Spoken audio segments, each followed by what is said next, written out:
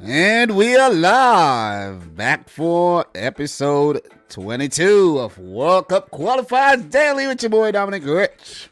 And we have a lot of games to discuss today. Games that are over, we know the results, and games coming up tomorrow where we have to discuss what could possibly happen in the grand scheme of things when it comes to the 2022 World Cup Qualifiers. Oh man. Guys, in a year from now, today is the 12th. In a year and 10 days, the World Cup will kick off. The first World Cup held in the Middle East, the second in Asia.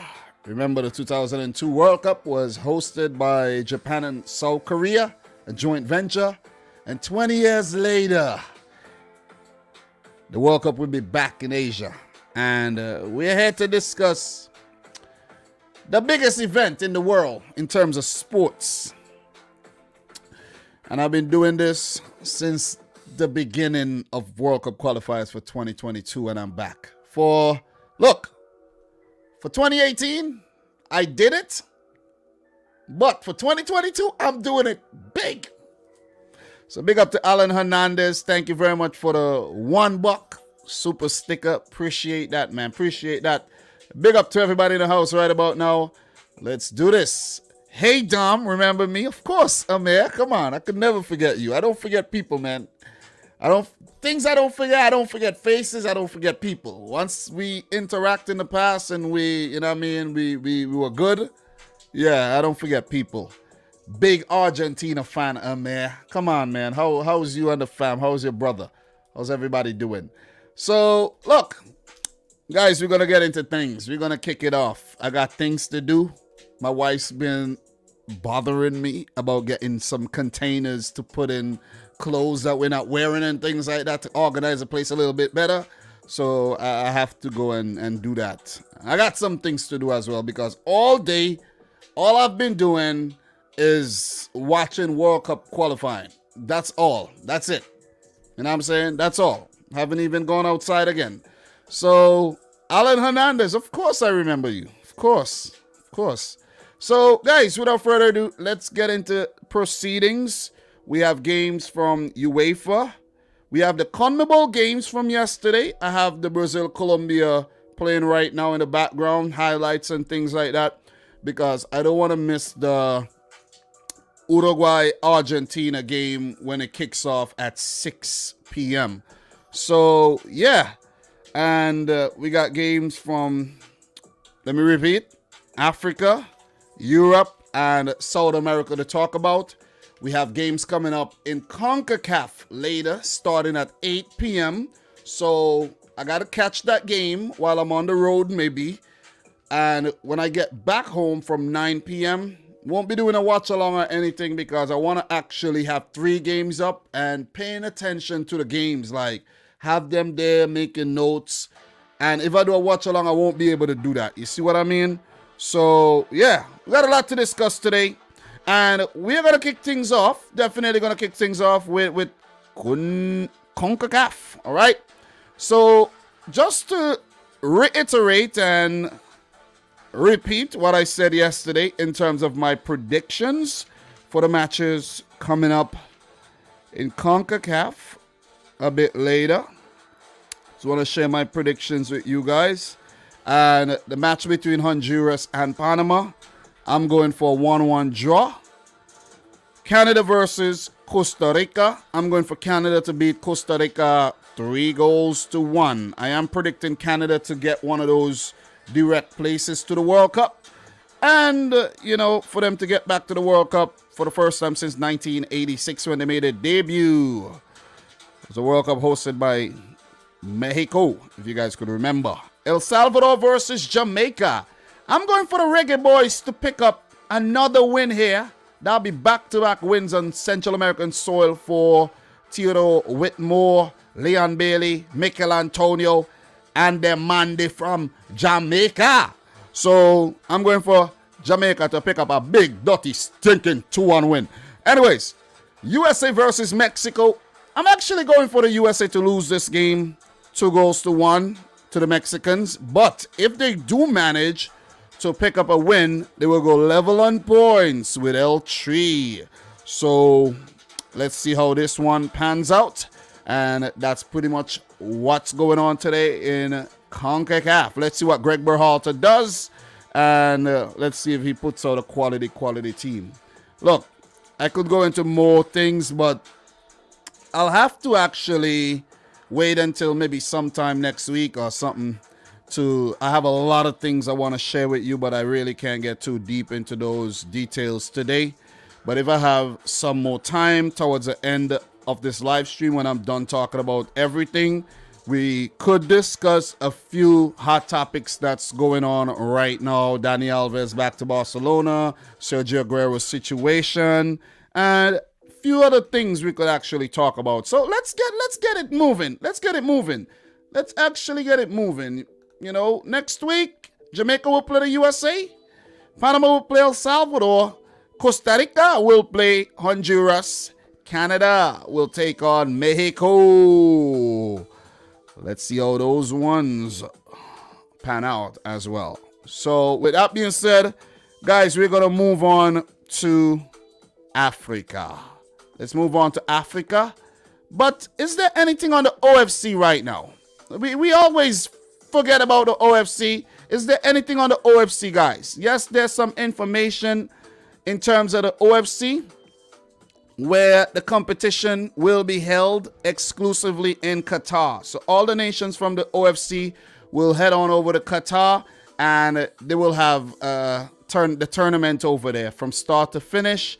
I don't know if they're going to go through all the rounds like was slated to happen here, but New Zealand, Fiji, New Caledonia, Solomon Islands, Papua New Guinea,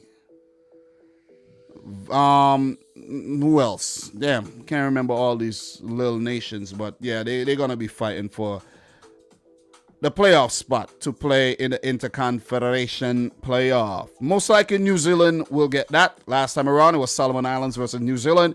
New Zealand did come up against Peru, and Peru picked up the victory. So we're gonna move on to CAF. Let's go. CAF, we have some new developments in African football, and we're going to talk African football right now. So we're in round 2. A few teams have booked their place to the next round, including the latest, Egypt. And we're going to discuss all of that right now. So let us start from Group A. Let us go from Group A, and then we're going to go all the way to Group I. We had games from Group A, F, and I today. And I'll just share my predictions and what the results were and things like that, and then we keep it moving.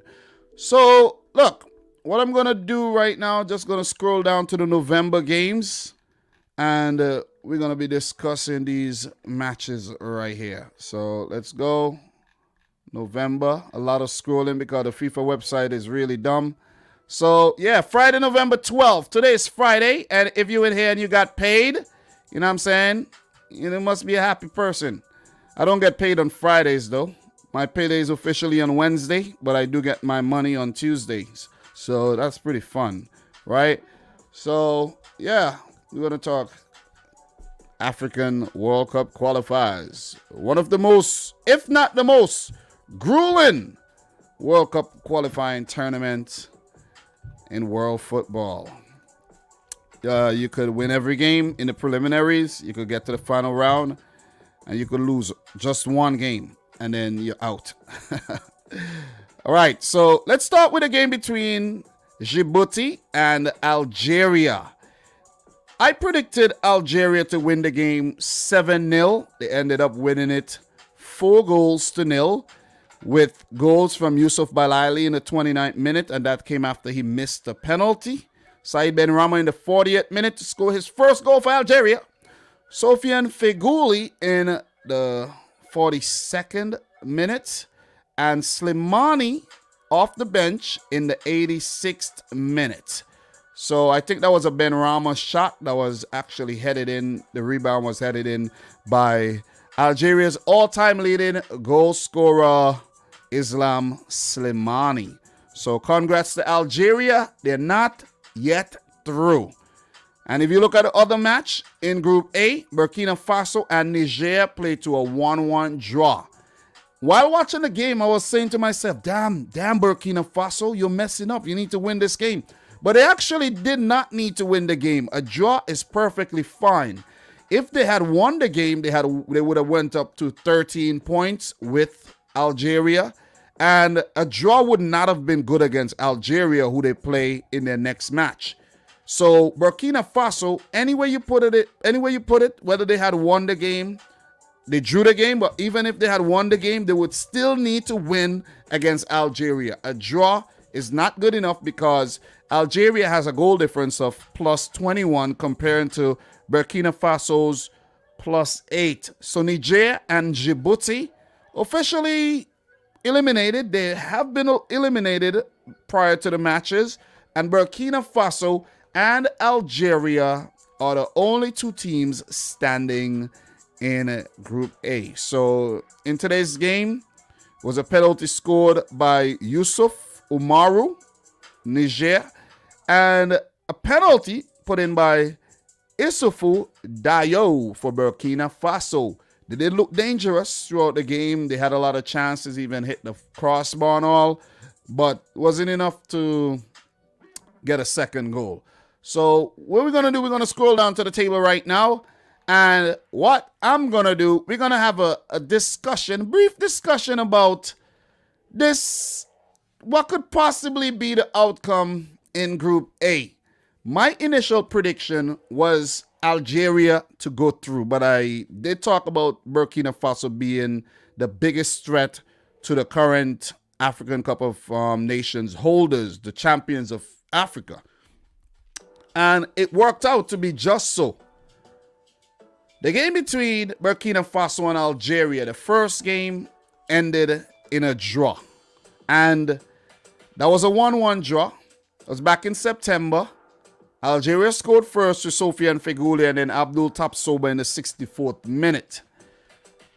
Burkina Faso, they're not going to be a pushover. Both teams unbeaten in the group so far, with Algeria being the more impressive of the two teams. I fancy Algeria here. I do fancy Algeria, but guys, believe it or not, anything could happen here. But Algeria do have the advantage. The game would be next Tuesday, November 16th, and they will be on home soil. So they have all things going for them. They're at home. They're the best team in the group. They're the more informed team. They have the better quality players. But you never know, man. You never know. You know what they say? The ball is round. Burkina Faso could show up on the day like Prime Brazil back in 2002. And they could go out there and just be super clinical, score every chance they get, and keep out every chance that come towards their goal, and go into the final round and knock out the holders. You see what I'm saying? The African holders. But even though that might actually be very dramatic, I don't think that's actually going to happen. So I'm fancying Algeria to get something, at least the draw against Burkina Faso. And that would be enough. That would be more than enough for them to move on to the final round, where they would be one of the seeded teams and they would come up against a lower ranked team who go through to the second round. And talk about lower ranked team, maybe they could get Egypt if everything goes as planned, if the top 5 ranked teams actually go through. And those teams are Senegal, Algeria, Tunisia, Nigeria, and Morocco, with Mali and Egypt already qualifying, and those teams won't be seeded if the aforementioned teams all qualify for the final round. So, look, it looks like Algeria will qualify for the 2022 World Cup. I'm stuttering there, but you never know. That final round is very grueling, man. It's very grueling. But I'm going to fancy Algeria, and I'm going to make an early prediction and say Algeria qualifies for the final round, but the World Cup qualification was still hanging in the balance because of the final round being so unpredictable. So sorry, Burkina Faso, yet again, have been impressive during World Cup qualifiers. And if you check the history of World Cup qualifiers, Burkina Faso have been impressive every single time. They're probably the most impressive team to have never made it to a World Cup. Check the history, you'll see exactly what I'm talking about. So all the best, Burkina Faso. Let's see if you prove all the doubters wrong. So we're going to move on to Group F, guys. Let's move on to Group F, where we had Gabon versus Libya, Angola versus Egypt. So let's just scroll back up and go to Group F. And these are the games from Group F right there. So let's first start with the game between Gabon and Libya. So against my prediction, Gabon actually beat Libya goal to nil. I predicted a 2-1 win for the Libyans because they have been impressive, barring, you know, with the exception of the October against Egypt. Prior to that, they did fairly well against Gabon and against Angola, but didn't do well against Egypt, and they came into the game against Gabon, needed something out of the game, and they lost. So Libya have now been eliminated. They are eliminated, and Libya, if you check the history, they almost qualified back in 1986. They were one game away from qualifying, but wasn't able to pull it off. Back then, you know, Libya was under Muammar Gaddafi, and he's now, you know, been killed. Let's, you know, keep it real. And Libya is a different country, but it still looks like they got it going on in terms of their football. Not a bad showing, I have to say. Not a bad showing. They could still finish second in the group, but it still won't be enough to make it to the next round, as Egypt have qualified for the final round. Even though Gabon picked up the 1-0 win, still wasn't enough. They didn't do enough during the group stages, and I'm afraid that 3-1 loss against Angola was a shocking loss last month, and they paid for that loss. They did bounce back to beat Angola 2-0, but the loss against the first opening game loss against Libya and the loss against Angola, you know, responsible for their downfall.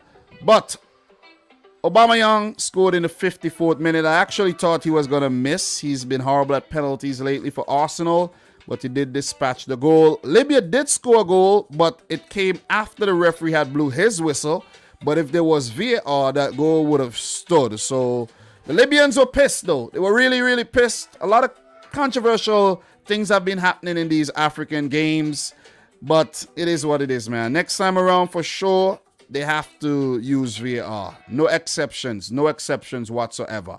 So hard luck to Gabon, hard luck to Libya. They both miss out on the 2022 World Cup. But the country who's still alive in terms of their World Cup hopes are Egypt, where they pick up a 2-2 draw against Angola. It was a scary, scary, scary, scary match for Egypt and their fans, Carlos Queiroz, Mo Salah, El Neni, and co. But a draw was good enough to get them over this penultimate hurdle, where there's another hurdle in the next round. So in this game, Helder Costa scored in the 26th minute. I was actually watching this match too and discussing it with my boys over on the Discord server. And link in the description box, by the way, if you're interested in the conversations we have over on Discord. And then Mbala and Zola put away a penalty in the 36 minutes. So Egypt were 2-0 down in 36 minutes. And I was saying to myself, this could be disastrous, because with Gabon winning, Egypt could go on to lose this game 4-0. And then Gabon could then beat Egypt 3-0 and then leapfrog them in terms of the goal difference, and then Egypt, bye-bye. But they bounced back brilliantly. Mohamed El Neni set up by Salah in the 45th minute, and then Akram Tafiq in the 59th minute to give the Egyptians the equalizer. So I know Carlos Queiroz and his team and the fans and everybody was actually, you know, shitting bricks, but it worked out, man. It worked out. And Akram Tafiq was actually responsible for giving away the second penalty, so he made, well, the penalty for the second goal, so he did make amends. Egypt through to the next round, but it's not gonna be very, very, very easy. And I don't want to actually remind the Egyptian fans what happened in 2014. I don't want to do that. I really don't want to do that. But just for a quick reminder, guys, a quick reminder for the 2014 World Cup of what happened in the third round. We're going to talk third round, right? Really quick. In part one. But before I do that, let me just scroll down to the table so you guys get a visual of what's going on in this group. You know what I'm saying?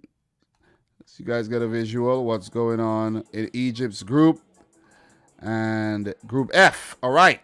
So, yeah. Or maybe I should give you guys a quick visual. Let me give you a quick visual of the 2014 third round, right? Since Egypt have made it through the third round, let's talk third round really quick before we do move on to Group I, where Morocco had already qualified and they defeated Sudan, Guinea, and Guinea-Bissau played to a 0-0 draw. So, look. I want to discuss this, but let's go back and just finish things off. Let's finish this off. This won't take a long time. Let's finish this off. Let's finish this off. Pardon me. Let me do things in the right order here. All right? Because I don't want to come back over here. Let's just finish this off. All right? Let's finish this off. Sorry for the scrolling. It might bother your eyes, but let's finish this off. Right there. Guinea-Bissau 0-0. Nothing to talk about there. Sudan 0. Morocco 3. Did predict Morocco to beat Sudan. And I did predict a 3-0 win for Morocco. I did predict a 1-1 draw between Guinea and Guinea-Bissau. So pretty on point with that prediction there. But in Group F, I got both predictions wrong. It's okay, right? It's okay to get things wrong sometimes. So in the Morocco game, Ryan Mai scored in the 3rd and 61st minute. Imran Louza in the 93rd. And that does it. Morocco, they topped the group with a currently perfect 5 games, 5 wins, 15 points. Guinea with 5 points. Guinea-Bissau with 5 points. Guinea with 4. Sudan with 2. So perfect performance so far. Very one-sided group. Morocco qualified for the 2018 World Cup, and they're looking poised to qualify for the 2022 event again. But I was talking about that round, that third round, and we're going to talk about the third round right now before we go on to the next confederation, right? Let's talk about the third round. Let me scroll right here. And if you see right here, the third round, the seeding, part 1, Ivory Coast, Ghana, Algeria, Nigeria, Tunisia. In part 2 was Egypt, and they could find themselves in part 2 again. Burkina Faso did make it. I was talking about how good Burkina Faso have been. Cameroon, who also, if they make it, they would go into part 2. Senegal and Ethiopia. Guys, the part 2 teams didn't do that well.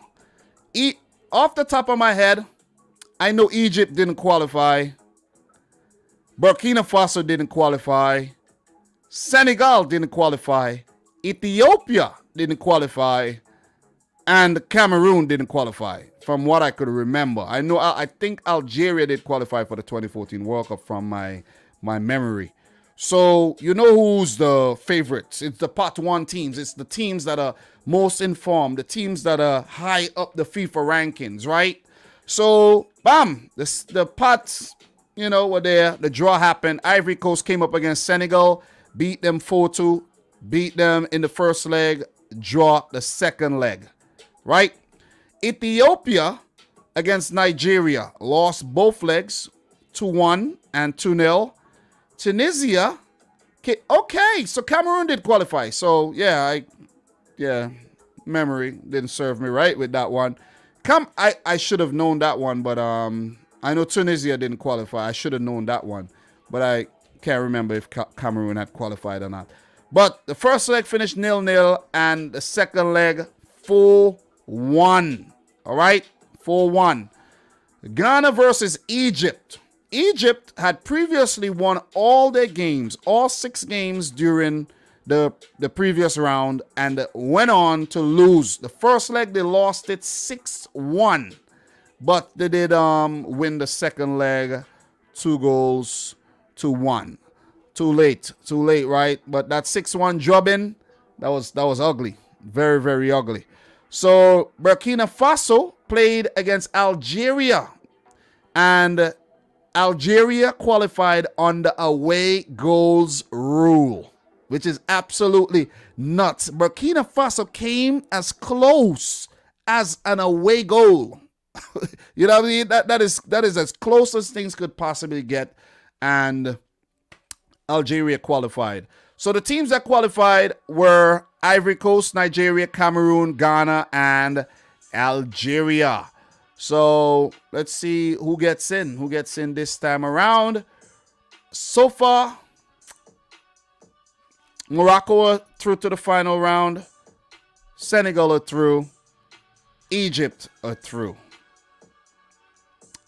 There's still 7 places up for grabs, if my memory serves me right. And I think my memory serves me right, yeah, but yeah. Still a lot of games to come up. So, with that being said, guys, what we're going to be doing right now, we're going to be predicting the games coming up tomorrow, and we're going to be moving on from Africa. If you haven't yet liked the video, please make sure you smash the thumbs up button for the live stream. We'll definitely appreciate that, guys. Smash up the thumbs up button, and let's keep it moving. After Africa, we got to talk CONMEBOL, and then we have UEFA. So the game between Argentina and Uruguay is about to kick off. They're singing the national anthems right now as we speak, and we are ready to feast our eyes to that one. So yeah, let me just go back here. And we are going to discuss the games coming up tomorrow in the African Confederation, better known as CAF. Right, so round 2. Let me scroll down really quick. All right, so Saturday, September 13th, we have games coming up from Group B between Zambia and Mauritania. So Zambia and Mauritania. So in terms of Group B, Tunisia on top of the group with 10 points. Equatorial Guinea second with 7, Zambia third with 4, and Mauritania with 1 point. There will also be a match between Equatorial Guinea and Tunisia, and that one is going to be a very interesting game because Equatorial Guinea right now, based on goal difference, are the only team that could stop Tunisia from going through to the next round. Equatorial Guinea being a Spanish-speaking nation in Africa. So, Zambia versus Mauritania. I'm going to go for Zambia to beat Mauritania 2-1. 2-1 is my prediction. The last time they met, back in September, it was a 2-1 win for Zambia. They have been rather, disappointing, and I expected them to do a lot better. But they faltered against Tunisia, and they didn't really have a good October whatsoever, where they lost to Equatorial Guinea and they drew. So they've been dropping points left, right, and center. They only have 4 points so far. So they're pretty much out. This game pretty much a dead rubber if you ask me. Unless Zambia destroys Mauritania 10-0 or something like that and improve their goal difference, and then they beat Tunisia on the final match day. So, yeah. But I don't think we'll have a situation like that whatsoever. So, 2-1 to Zambia for me. And we move on to the next game in the group between Equatorial Guinea and Tunisia. Equatorial Guinea has been very, very impressive, though. Very impressive. Second in the group on 7 points. But the only blunder in the group came against Tunisia on the opening day of World Cup qualifiers, where the second round, where they lost 3-0. Are they going to have an improved performance against Tunisia? They're going to be at home. Are they going to put on a better showing after a very good October against Zambia? It's left to be seen, to be honest. I have this game ending in a 1-1 draw. And with the game ending in a 1-1 draw, this will push it to the final match day, where Tunisia will take on Zambia and Equatorial Guinea will take on Mauritania. So, look, if that does happen and it ends in a draw, Equatorial Guinea's goal difference is very, very bad. And we're going to bring you down to the group, right? Equatorial Guinea does not have a good goal difference. It's a 0. Tunisia would be the superior team, and a draw against Equatorial Guinea would be good enough for them to move on to the next round. I think Tunisia will move on. I don't have Tunisia qualifying for the World Cup, but I do think they will move on to the next round. So 1-1, Tunisia versus Equatorial Guinea, and Zambia versus Mauritania. So we then move on to Group C, guys. We're going to keep it moving. We're definitely going to keep it moving. And Group C, where we have Cape Verde against Central African Republic and Liberia against Nigeria. So let me just scroll up to these games right there so you get something visual to look at. And in terms of the group standings, Nigeria is on 9 points after 4 matches. Cape Verde is 7 points, so they have a lot of pressure on Nigeria there. Central African Republic has 4 points. They did pick up a point against Nigeria, as you guys could, they actually beat Nigeria, pardon me, last month. And that's why this group still hangs in the balance. But look, something miraculous would need to happen for not Cape Verde, but Central African Republic to get a place in the next round. But you never know, man. You never know. And Liberia are already eliminated with 3 points. So Cape Verde versus Central African Republic. The first game ended in a 1-1 draw. But Cape Verde, who has been in pretty good form during the October matches, I'm going for them to actually pick up a win here against Central African Republic 2-1. They did beat Liberia 2-1 and 1-0 in October. And I'm going to go for them to continue their great form. 2-1 against Central African Republic, eliminating the Central African country. Right? So Liberia versus, well, look, with Cape Verde picking up that win, they will go up to 10 points. And that would put a lot of pressure on Nigeria, where Nigeria, they don't have to win the game against Liberia. They don't have to win. They could draw. They could lose. But if that does happen, it would depend on the final game in the group between Nigeria and Cape Verde, where winner takes all, or Cape Verde would only need a draw to move on to the next round. But I'm going for Nigeria to beat Liberia on the road, 2-0.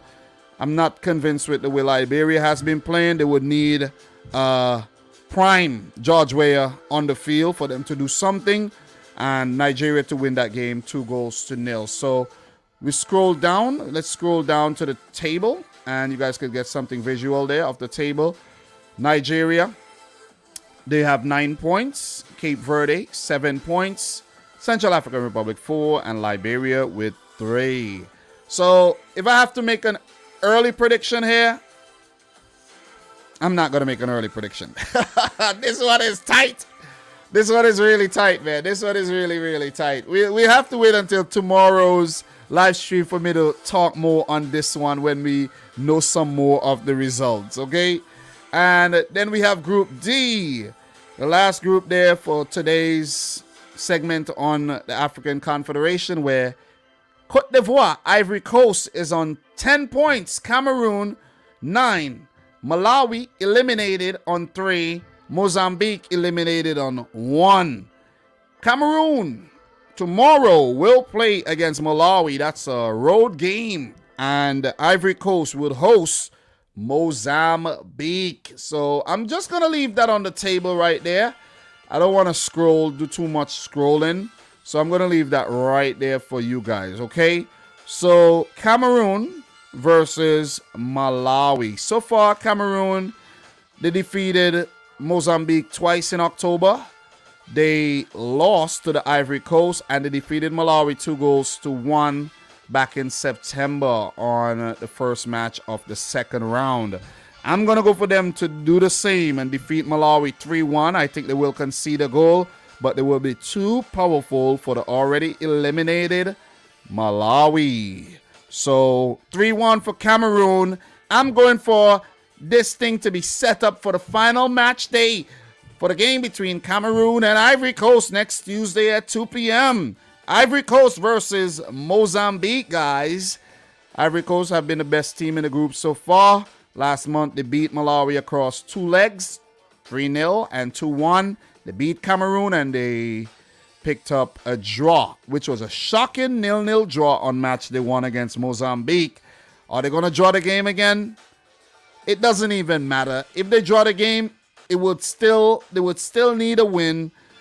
Well, it would be a win against Cameroon. But if they do pick up a win here and Cameroon win, Ivory Coast would only need a draw against Cameroon for them to go through to the next round.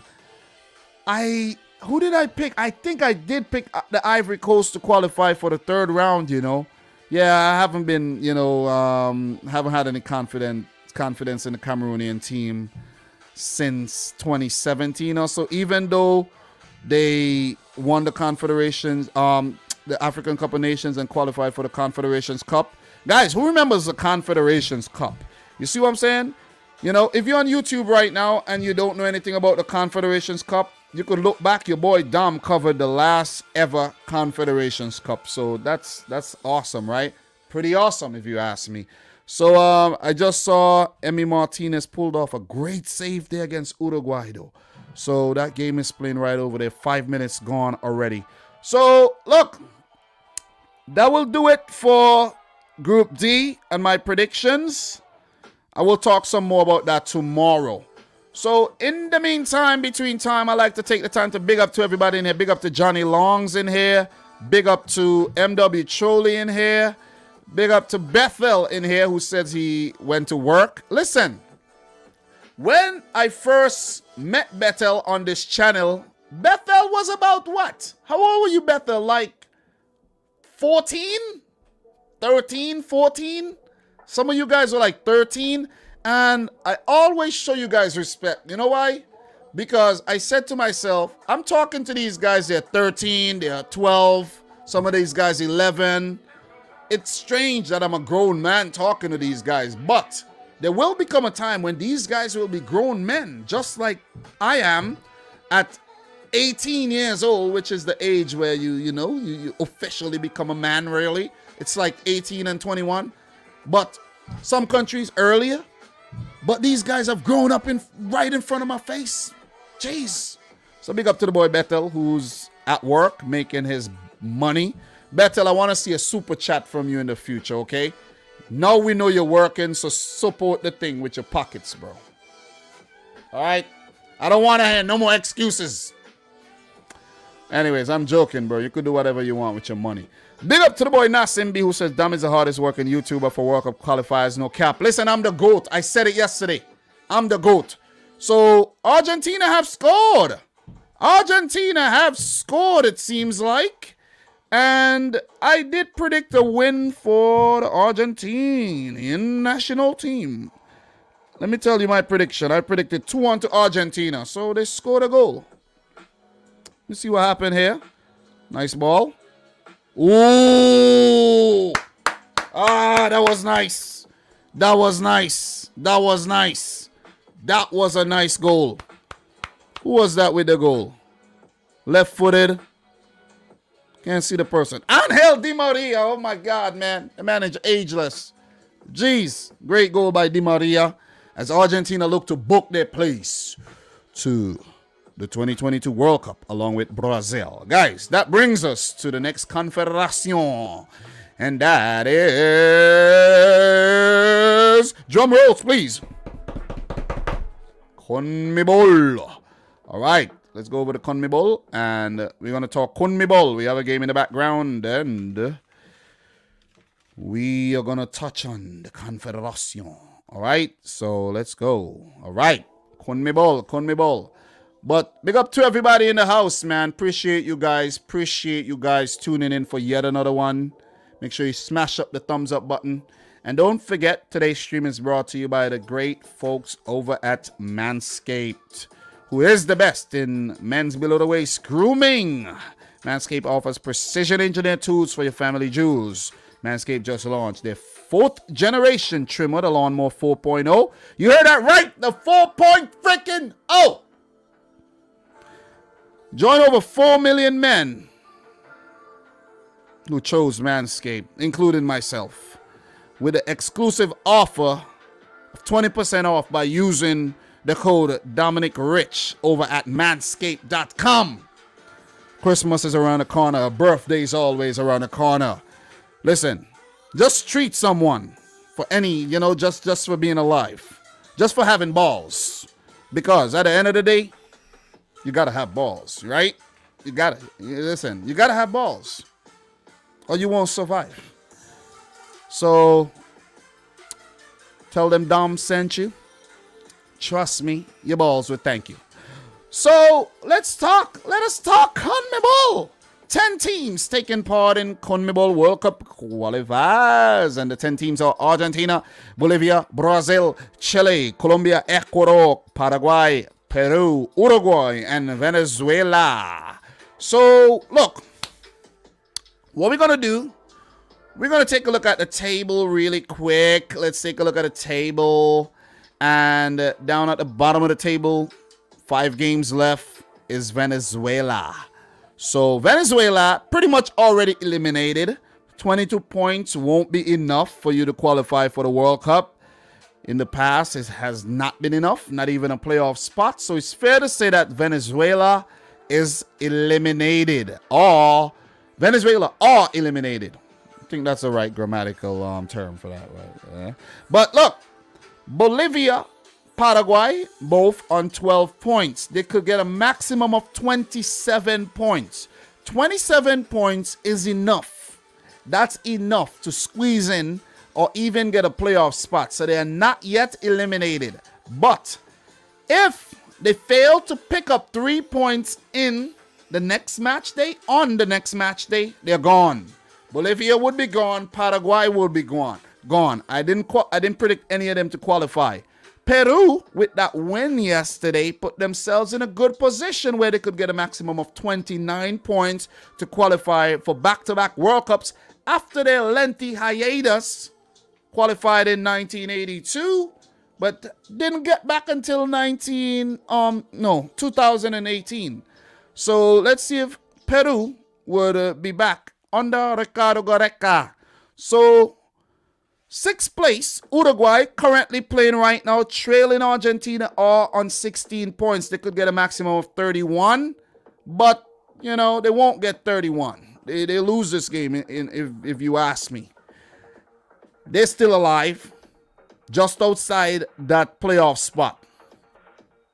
Colombia, 16 points as well, with a -1 goal difference. Uruguay with a -3. The team that has impressed me the most recently, I got to say, I got to give it to Chile, man. Chile are back qualifying right now. They're qualifying for the World Cup. Literally qualifying on goal difference, a +1 goal difference on 16 points, and they have been winning games for fun. And like I always say, the best thing to do is to pick up those 3 points. And once you keep picking up those 3 points, your problems disappear like your paycheck. Disappear. You get it? And then it's gone. You see what I'm saying? Yeah, for people like me who don't get paid, thousands upon thousands every week. like others, you know what I mean? You know, so I know you could relate. You're watching this right now. You could definitely relate. You feel me?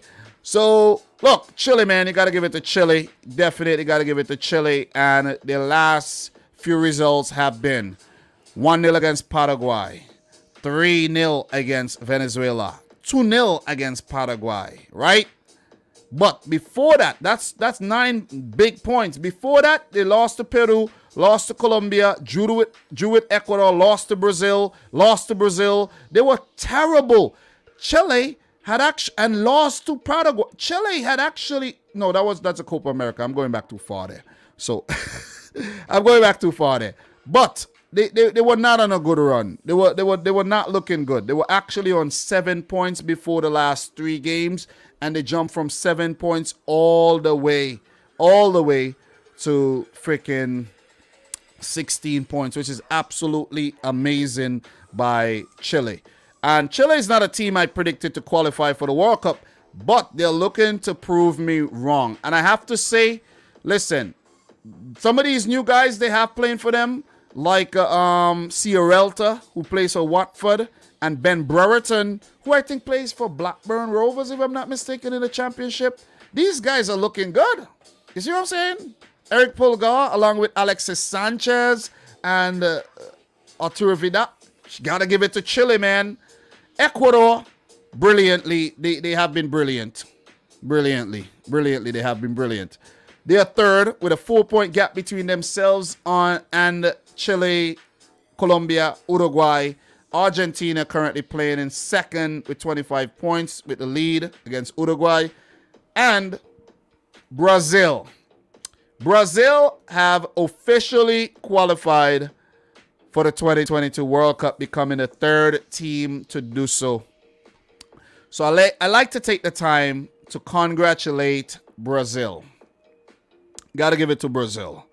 Their official Twitter page tweeted out a Brazilian flag and a plane going to Qatar, which was absolutely, you know, nice stuff. And look, I have some things I want to share with you from Brazil, and let's do that right about now. So first and foremost, let's do this before we get into the games. That's the Brazil Twitter right there, and that's the tweet. Brazil, the plane to Qatar. Absolutely amazing, man. Amazing stuff. And not like we doubted Brazil's qualification to the World Cup. This was never in doubt. You see what I'm saying? We always knew that they would qualify for the World Cup. So I don't know why are we making a big deal out of this? Please, could somebody explain to me why we're making a big deal out of it? Could you explain? But look, we got to make a big deal out of it because we can't take anything for granted, right? So let's just take a quick look at this article right here, and it's from France24.com. See, Lucas Paqueta, who scored the goal against Colombia, the game's only goal set up by Neymar. And it reads, Lucas Paqueta's instinctive strike gave Brazil a 1-0 win in the World Cup qualifying over Colombia on Thursday to book their place at Qatar 2022. The 5-time world champions join the hosts and Europeans Germany and Denmark as early qualifiers for next year's finals. Brazil have produced a near-perfect qualifying campaign, winning 11 out of 12 matches. Their only blemish, a goalless draw in Colombia last month to qualify with 6 games to spare, including that game that they got to host against Argentina, right? They were made to work for it as Colombia had the better of the first half, but an attacking tactical switch from Coach Tite at halftime paid dividends as the Seleção dominated after the break. Colombia's defeat saw them drop out of the top 4 automatic qualifying positions in the single South American group as Chile overtook them after a 3rd successive win, 1-0 to Paraguay. Wilmar Barrios had the first chance of the match, lashing a half volley narrowly over the bar as Colombia made a bright start. So won't be getting into this whole thing because it's a lot to read. It's an article, and I'm not going to read the whole article. But you got to give it to Brazil, man. You got to give it to Brazil for just being so consistent and producing all these quality players year after year, World Cup cycle after World Cup cycle.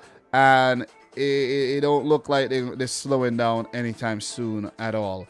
So I do have some stats to share with you here from SofaScore's Twitter page as well. So we're going to take a look at that. It's in Portuguese, SofaScore Brazil.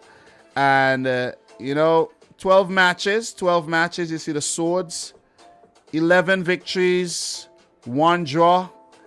And 94%, whatever that is. 27 goals scored. Only 4 goals conceded. I guess this 94% win ratio. 43 big chances created. And no big chance, missed? I don't know what that means. But, look. Let's just say Brazil had a great fucking time. They had a great time. Brazil is awesome. They're awesome. And Tite is the man right there. You got to give it to him. You got to give it to him, man. Brazil are the best team in the world, if you ask me. Very exciting. Since I was a little, man, I've been hearing about these Brazilians, man. I'm telling you. People saying they want to be like Romario. Before it was Ronaldo, I heard people say they want to be Romario. And I'm like, who the hell is this Romario guy? You know what I'm saying? Who is he? And then they started saying they want to be like Ronaldo.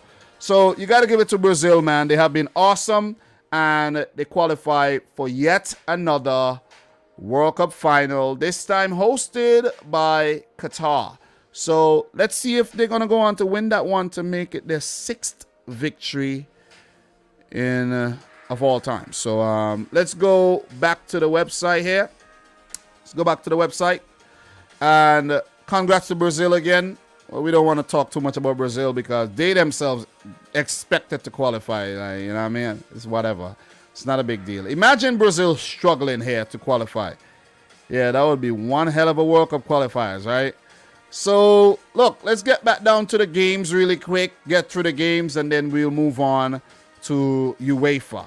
Okay, so there's a lot more days coming up where we'll discuss these things, and we don't want to, spend a whole hour doing it. So, look, scroll down to the matches right now.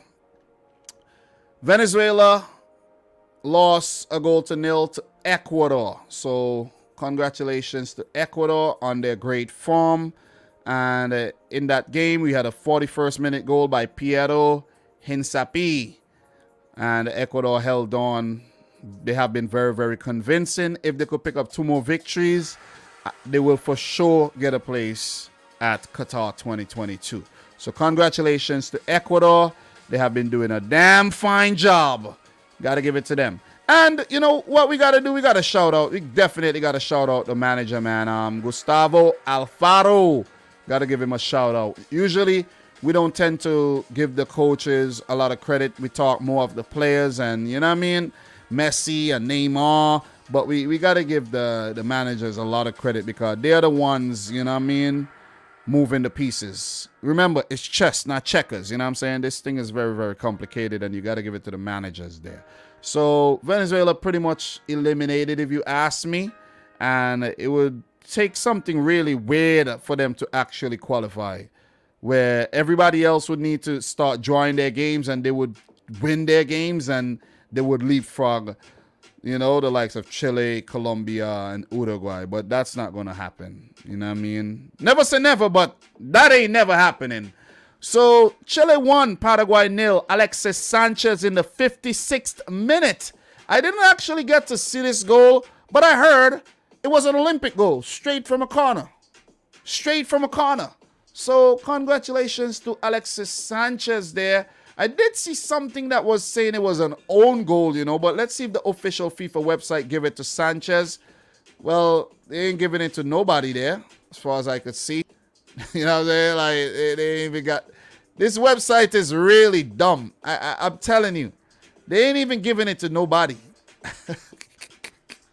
They got the goal given to nobody. And you guys think I'm joking with this website? This website is actually a joke itself. You see? So, Alexis Sanchez in the 56th minute.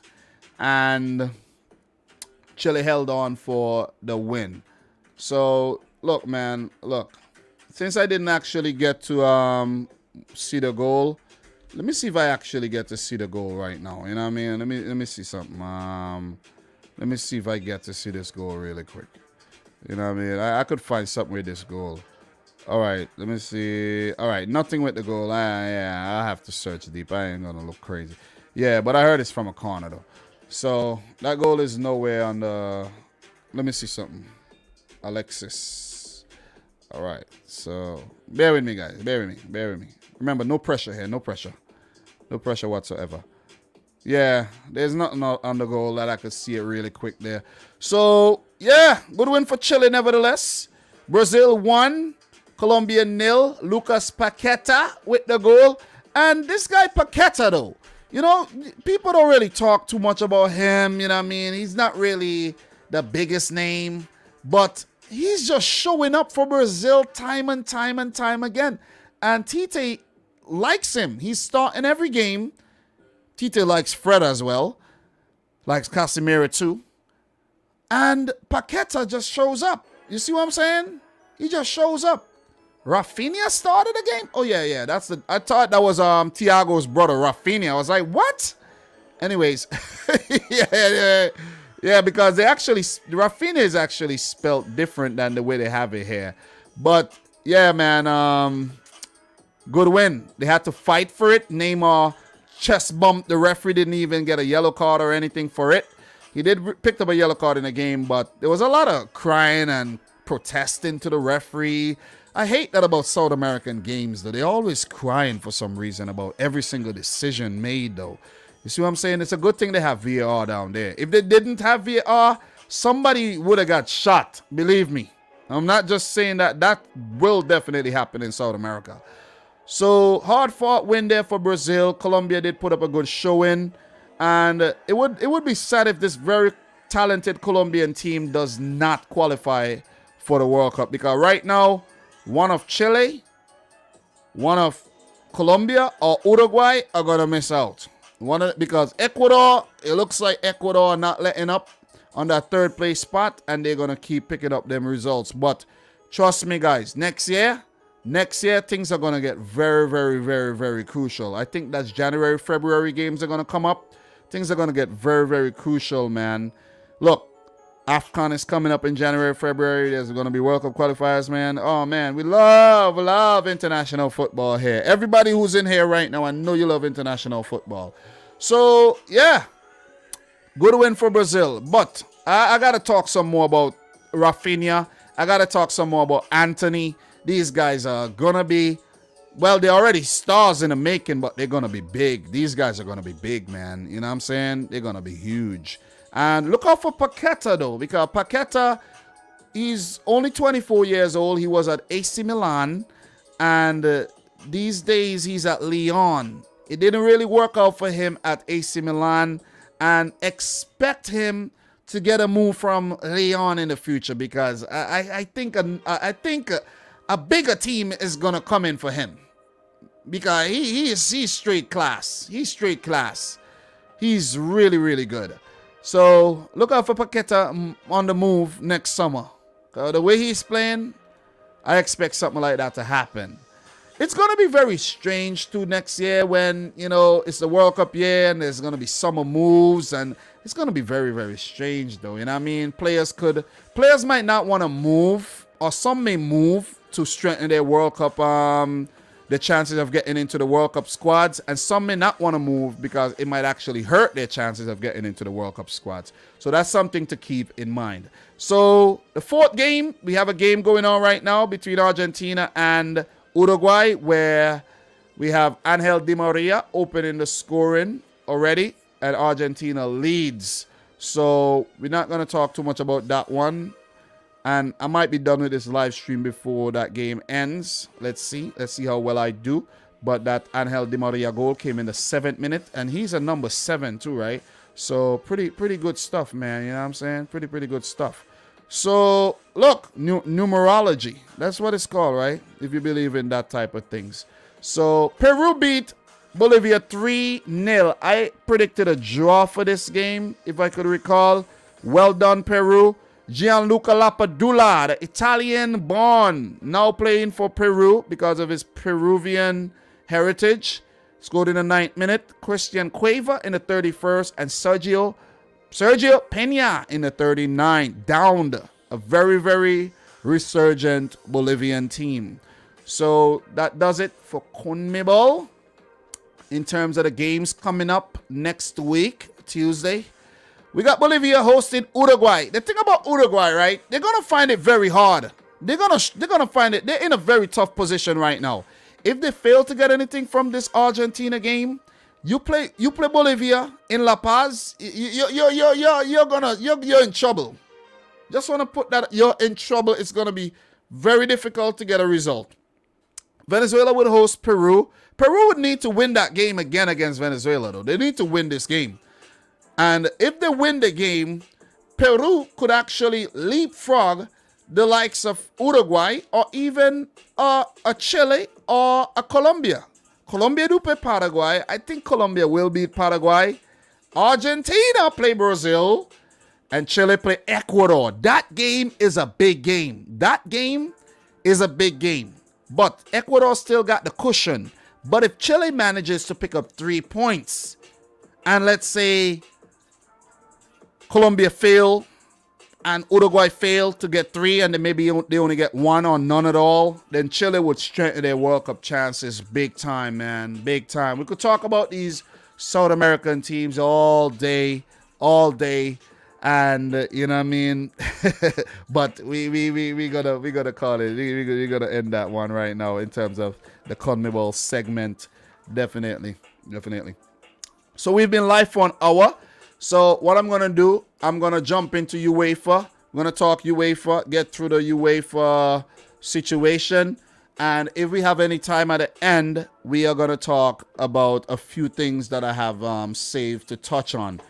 And look. In the meantime, between time, let me take the time to greet everybody in here right now. If you're now joining us and you haven't yet liked the video, make sure you do so. Congratulations to Brazil again for being the 3rd team to qualify with the host Qatar, Germany, and Denmark. All the teams are getting very close. England have basically qualified already. England qualified. They play, what, San Marino in their last game? Pretty much qualified to destroy Albania. We're going to get into that right about now.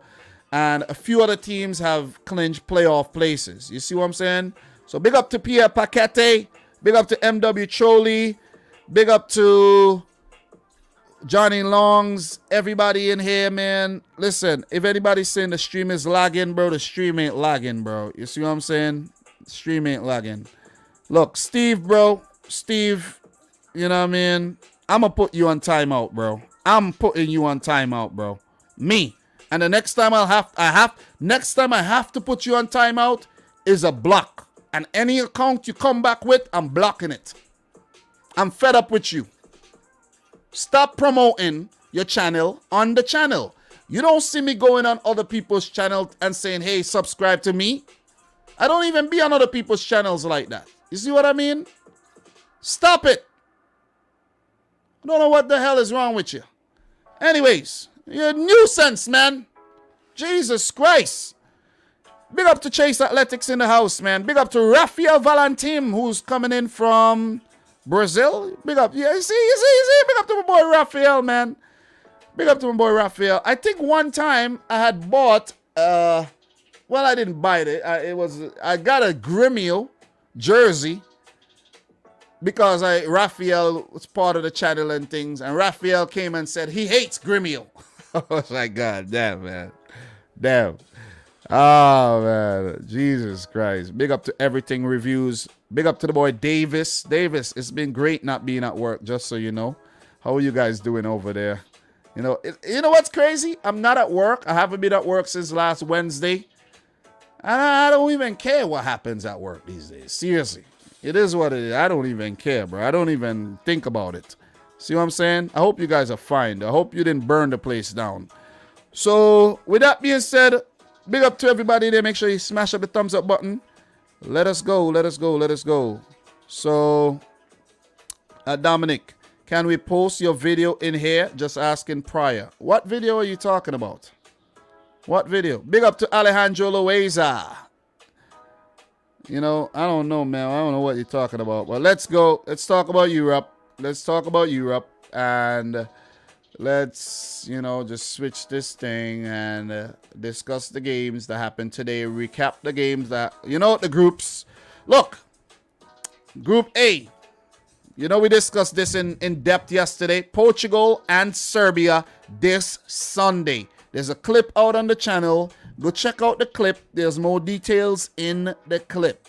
All right? You go check the clip out. You know what I mean? You won't be disappointed. You get everything you go there for. So, it's between Serbia and Portugal for that direct spot. Or who get the playoff? I think Portugal will get the job done. With at least a draw at home. That'll do the trick with the better goal difference. Serbia needs to get through. They need to down and outright beat Portugal. Guys like Dusan Vlahovic, Luka Jovic.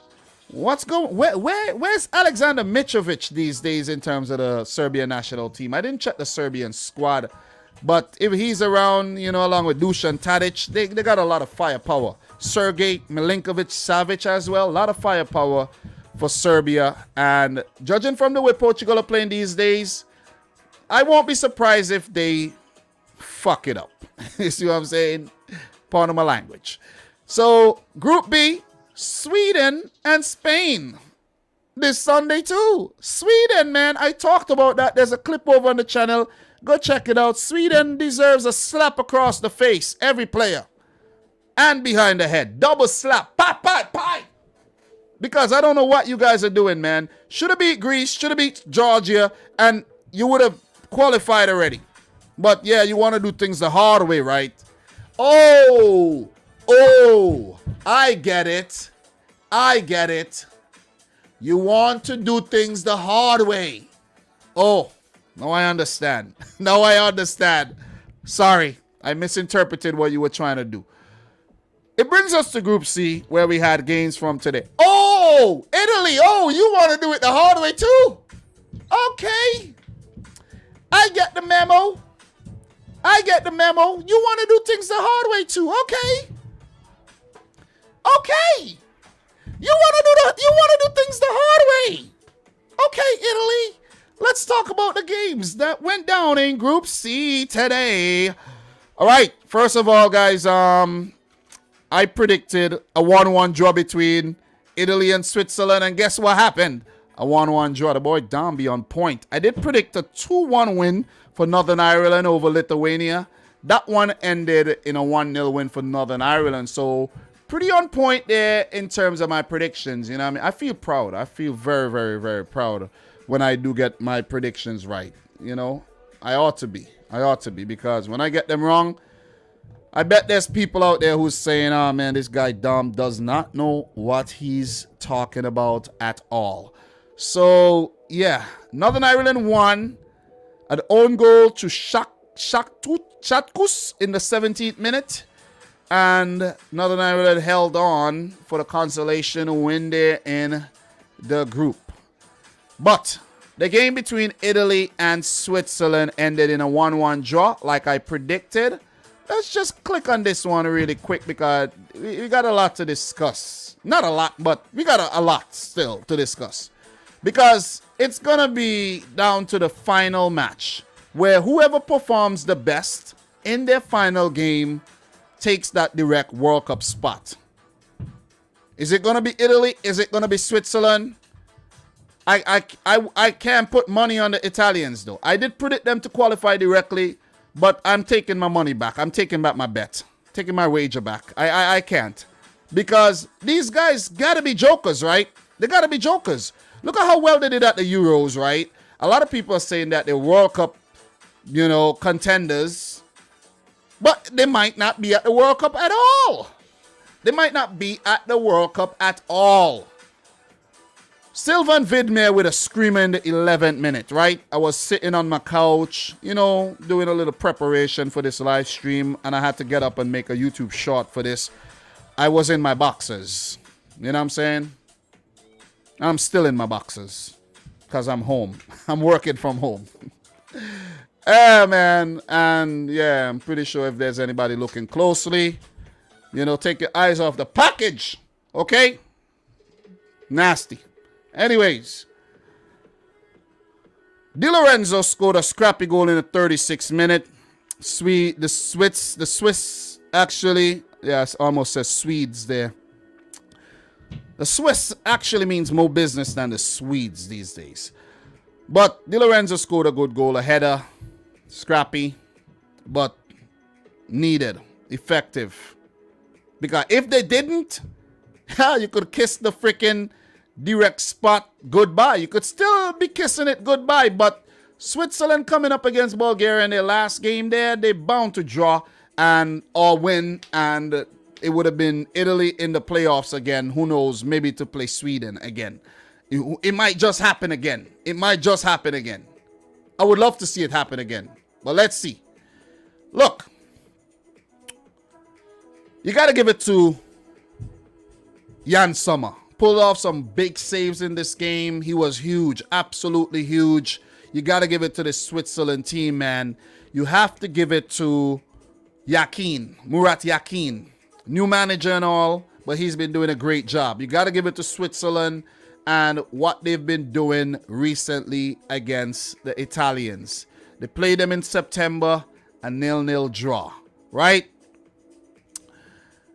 They played them at the Euros. They did lose 3-0, but still, you know what I mean? They've been performing very well against the Italians lately. And Jorginho, man, I don't know how you I don't know how they keep putting you back on penalties when you've been awful. You've been a garbage on the spot with this hop skip thing. People figured you out, bro. But Jan Sommer didn't even need to do anything because you skied the ball. You see what I'm saying? The ball is still in orbit as we speak. You see the ball they threw back on the field? That was not the ball that that was a different ball. The ball is still in orbit as we speak. Jorginho, if Italy does not qualify for the World Cup, you should never play for the team again. I know it sounds harsh, but you guys are jokers, man. Seriously. You guys are jokers. Whatever happened to that Venturi guy that missed the World Cup with Italy? Well, is Venturi his name? Is that his name? Can't even remember. He's a distant memory. You see what I'm saying? Is it Venturi? I can't even remember his damn name, man. I can't remember his damn name. Let me see what his name is. I can't remember his name, man. It's a name like that. But yeah, whatever. Jorginho, you deserve to get dropped for that. You should have scored. But Italy were on the cusp of winning the game 2-1. Jorginho missed his penalty. And Switzerland held on for the draw. And you got to give this Swiss team a lot of credit because they were not at full strength. No Elvedi, no Seferovic, no Embolo, no problem. You see what I'm saying? Against Italy, who's supposed to be the champions of Europe, by the way. But it was fine. It was all good. You see this guy Vargas? Ruben Vargas, this guy is nice. Just want to put it out there. You see this guy, Noah Okafor, who plays for Salzburg? That guy is nice as well. Dortmund might actually sign him up. Maybe one of them guys from Salzburg, either Adeyemi or Okafor or Aronson or one of them forwards, man. They're nice. But you know who ain't that nice? Italy. They're not as nice as we thought. Because they would go into the final match day needing a bigger win. Well, they do have the goal difference in their favor, right? Let's go back and let's take a look at the group. Let's take a look at the upcoming fixtures in Group C here. So let's scroll back up. Let's scroll. And this is what Group C looks like. Only Italy and Switzerland alive. Italy will play Northern Ireland. Switzerland will play Bulgaria. And you go down to the fixtures and you'll see that Switzerland hold the aces here because they play at home. Italy got to travel to Northern Ireland where them folks over in Belfast might not give them an easy time, right? So let's say Italy with a +2 goal difference ends up drawing their game. They end up drawing their game, or they win the game 1-0. They go up to a plus. Let's say they win 1-0. Because they don't win by a lot. That's the thing about Italy, or they win 2-1. They would go up to a +12 goal difference. Best believe this Swiss team, best believe, and I repeat, this Swiss team are not going to joke around against Bulgaria. And they might actually blow them out of the park. And when I say blow them out, they might blow them out of the park. When they last met, it was a 3-1 win for the Swiss. They won't play around, and they would go for the jugular, and they would destroy Bulgaria come next week, Monday. Italy got to be very careful here. Italy got to be very careful. They got to be careful. Could I say it again? They got to be careful. Let us take a look at the group again. Goals for.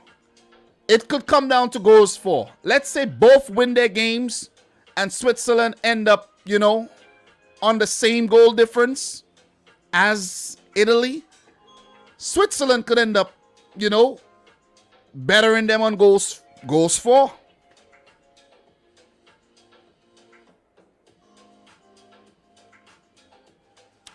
This one is tense.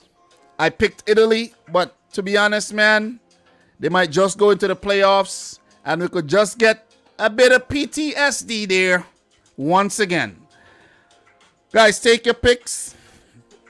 I will put out a poll on the channel eventually on who you think would make it directly, whether it's Italy after missing 2018 or whether it's Switzerland to make it the back-to-back events. Either team would still have a lifeline in the playoffs, by the way. So that's it for Group C. What are you guys saying in the chat? Talk to me. Big up to the boy Thriller from Manila who says he can't wait until 9-10 p.m. Eastern, where the USA hosts Mexico.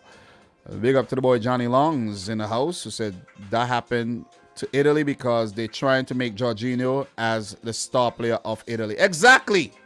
Jorginho deserve no Ballon d'Or. All the Chelsea fans, sit down. Jorginho fanboys, sit down. Ain't happening. He's not Ballon d'Or quality. All right?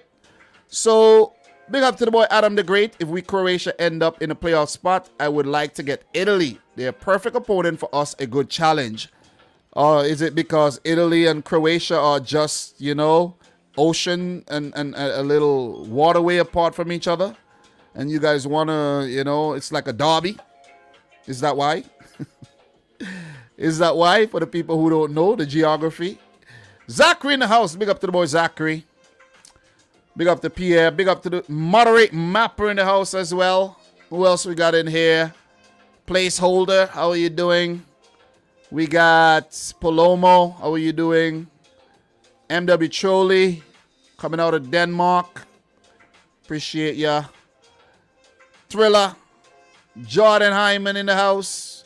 See the thing about Jordan Hyman? Very obedient kid, you know. Was very, very, very, very hard to deal with at first. But he calmed himself down, man. You know what I mean? But Steve is a problem, bro. He's a problem. Big up to Fong Lee in the house as well. AD in the house as well. How are you doing, AD? All right, let's go. Let's keep it moving. We got more things to talk about. And let's move on to Group F, man. So let's start Group F. Let's go. Start Group F. Well, wait. Let's just touch on Group D really quick.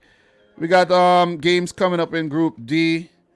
And yeah, I have to make predictions for the Group D games. I'll do the predictions pretty soon. You know what I mean? I'll do the predictions pretty soon. So yeah, not gonna jump the gun with oh shit, drop my book. Not gonna jump the gun with Group D right yet. But yeah. Yesterday I did make predictions right away. But yeah. Let's come back. We're gonna come back. Let's talk results first. Let's talk results. Group F. Denmark qualified already. But I'm very disappointed in the Denmark team. You know why? You know why I'm disappointed in Denmark? They actually shipped a goal. They shipped a goal in a 3-1 win against Faroe Islands today. I had that game playing. Some good goals scored by Denmark. But very disappointed. Very, very disappointed. Ah, man. I'm disappointed. Look, I'm still happy for Denmark. 9 wins in 9 games. Perfect record. But the blemish is... that goal against, man. They let in one. They let in one. And I know some Danish fans are pissed off as well. Kasper Schmeichel was pissed off. But it was a good goal scored by Faroe Islands. So it was from a throw-in. They kept possession of the ball very well. A nice left-footed shot came in. And the goal scorer flicked it off his head. And it ended up beating Kasper Schmeichel. You know what, man? Schmeichel, you should have read the play a lot better. It's your fault. I'm blaming Schmeichel. Stop blaming the defenders. I'm blaming Schmeichel. But in this game, let me just scroll down, you know what I mean, to this game. I'll get back to the table really quick. Denmark already qualified. Scotland are into the playoffs, so congrats to Scotland. Israel miss out. Austria are in the playoffs via the Nations League backdoor. You know, there's some people like to go into backdoors, and that's Austria for you. Faroe Islands, Moldova miss out. Let's take a look at the fixtures really quick, all right? And then we'll talk about the upcoming games. That will be all dead rubbers on the last match day. So, Denmark 3, Faroe Islands 1. In this game, Andreas Skov Olsen in the 18th minute. Jacob Braun Larsen in the 63rd to put in a rebound. Loose ball after shot from Paulsen, ricocheted to him. And Joachim Mæhle in the 90th minute, which is one of the most ridiculous goals you could see, man. But that came after the Clement Olsen goal for the Faroe Islands. But Joachim Mæhle, I have to say this about Mæhle really quick. I want Mæhle at City. I know he's a right back, but he could play left back. We sign him up. Sign up Mæhle. He's too good. He's too good. He's nice. And he got that. He's Danish, man. We need a Dane in the team. We don't have a Dane. You see what I'm saying? We need a Dane. And I nominate Mæhle, man. He's nice. But we won't sign him. It's not happening. It's not happening. You know what I mean? It ain't happening. What happened? What's going on with my boy though? With my boy, what's his name again, man? God damn, the name ain't coming to me right now, you know. What's the name again? Jeez. You know when you want a name and the name is just, you know, he didn't take part in the game, man. He didn't take part in a match, but jeez, man. Damn, how am I missing out on this guy, man? This guy is the nicest thing, man, that's coming out of Denmark these days. I let you know his name. Mikkel Damsgaard, man. Jeez. Oh, God damn it. Damn. How could I forget Damsgaard? Damsgaard is nice. Damsgaard is nice. Sampdoria player is nice, though. But yeah, I don't know. I run a blank on Damsgaard there. But the team is really good. And let's see what Denmark does at the 2022 World Cup, as they have already qualified. So we got 2 more games from this group to talk about. And let's talk about them. Let's talk about them. Scotland 2. Moldova 0. Nathan Patterson in the 38th minute. Che Adams finally got one to stand in the 65th. Very good goal. A ridiculous back pass nutmeg in the build-up. Che Adams with the tap-in. You got to give it to Scotland, though, the FA. You got to give it to Steve Clarke, the FA, for calling up Che Adams. Because he got a good season last year in the Premier League after a rough first season with Southampton. And he has definitely helped them to get into the playoffs as they look to make their first ever World Cup since 1998. And I expected them to beat Moldova. My prediction for this one was 2-0, and it ended 2-0. I predicted Denmark to beat Faroe Islands 2-0. They did better with a 3-1, but still a 2-goal margin. But got to give it to Scotland. They have been very good during World Cup qualifiers. And they do deserve the spot. They have won their last 5 matches on the trot. So they themselves have been very, very, very, very consistent. And it's going to be interesting to see who they meet. The draw for that is coming up soon. It's going to be interesting to see who they do meet, though. But they would fancy their chances, especially in the home game. But they got some good players around these days. John McGinn, Stuart Armstrong. You have Che Adams. You have Andy Robertson. You have Kieran Tierney. And the goalkeeper even pulled off a save today from a penalty. So good stuff, man. Good stuff by Scotland. You got to give it to them. Got to give it to them. You got to give credit when credit is due. And Jack Hendry has been doing well at Club Brugge as well. So Billy Gilmore. Team is nice. Got to give it to Scotland, man. Got to give it to them. So, yeah, they want to stay forever drooling over Scotland. But got to give credit when credit's due. The other game in this group is Austria got their revenge over Israel by completely decimating the Israelis 4-2. The Israelis opened the scoring first to Nea Bitton in the 32nd minute. Then Marko Nautovic from the penalty spot with the equalizer. Israel went ahead through Dor Peretz in the 58th minute. But then Austria ran riot. Louis Schaub in the 62nd and the 72nd. And Marcel Sabitzer with a nice goal. Nice place goal in the 84th minute. So Austria 4, Israel 2. Israel eliminated. Austria would go into the playoffs via the Nations League. The games coming up: Israel versus Faroe Islands, Scotland versus Denmark, and Austria versus Moldova will all be dead rubber games just for formality reasons. And Austria would look to finish third in the group. They would look to get past Israel in terms of their, their points tally and their goal difference. But expect Israel to beat Faroe Islands. And I don't know too much about Scotland beating Denmark, but expect Austria to also beat Moldova. So it's who's going to score the most goals in their games in terms of Israel and Austria. But congrats to Denmark on qualifying directly for the World Cup. Congratulations to Scotland on making it to the playoffs. And they put themselves in a really good position to make their first ever World Cup since 1998. My first World Cup ever. So big up to Scotland, though. And big up to Denmark. But I'm disappointed in you. I am. Should have not conceded that goal. So with that being said, big up to everybody in the house again. In between groups, I like to shout out everybody. Appreciate you guys joining the live stream. And a lot more football left to be played tonight. Second half of the Argentina-Uruguay game. We have matches between Honduras, Panama, Canada, Costa Rica, Jamaica play El Salvador, and the USA face Mexico.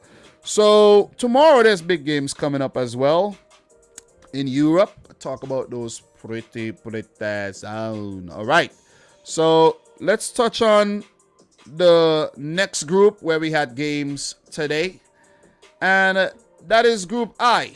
That is Group I. So let me just make sure I have all bases covered here in terms of my groups covered. So C, F, and I. No, that's wrong. That is wrong. That is wrong. We had games from England. Yeah, we have games from this group, Group I. We have games from Group... What is this? Group F. Group F, and I already spoke about Group C. Okay, so pretty good. No pressure, Dom. No pressure. You're only human. So Group I, England on top, 23 points. Poland second, 20 points. Albania eliminated, 15 points. Hungary, 14 points, eliminated. Andorra, 6 points, eliminated. Well done to Andorra, though. Well done. And San Marino losing every single game, including both games against Andorra, without a point. So, hard luck there. They did score 1 goal and conceded 36. Andorra have performed admirably, I have to say. And give them time. Who knows, in 20 years, they might be vying for a World Cup spot in a 48-team World Cup, right? 8 goals scored, 23 conceded.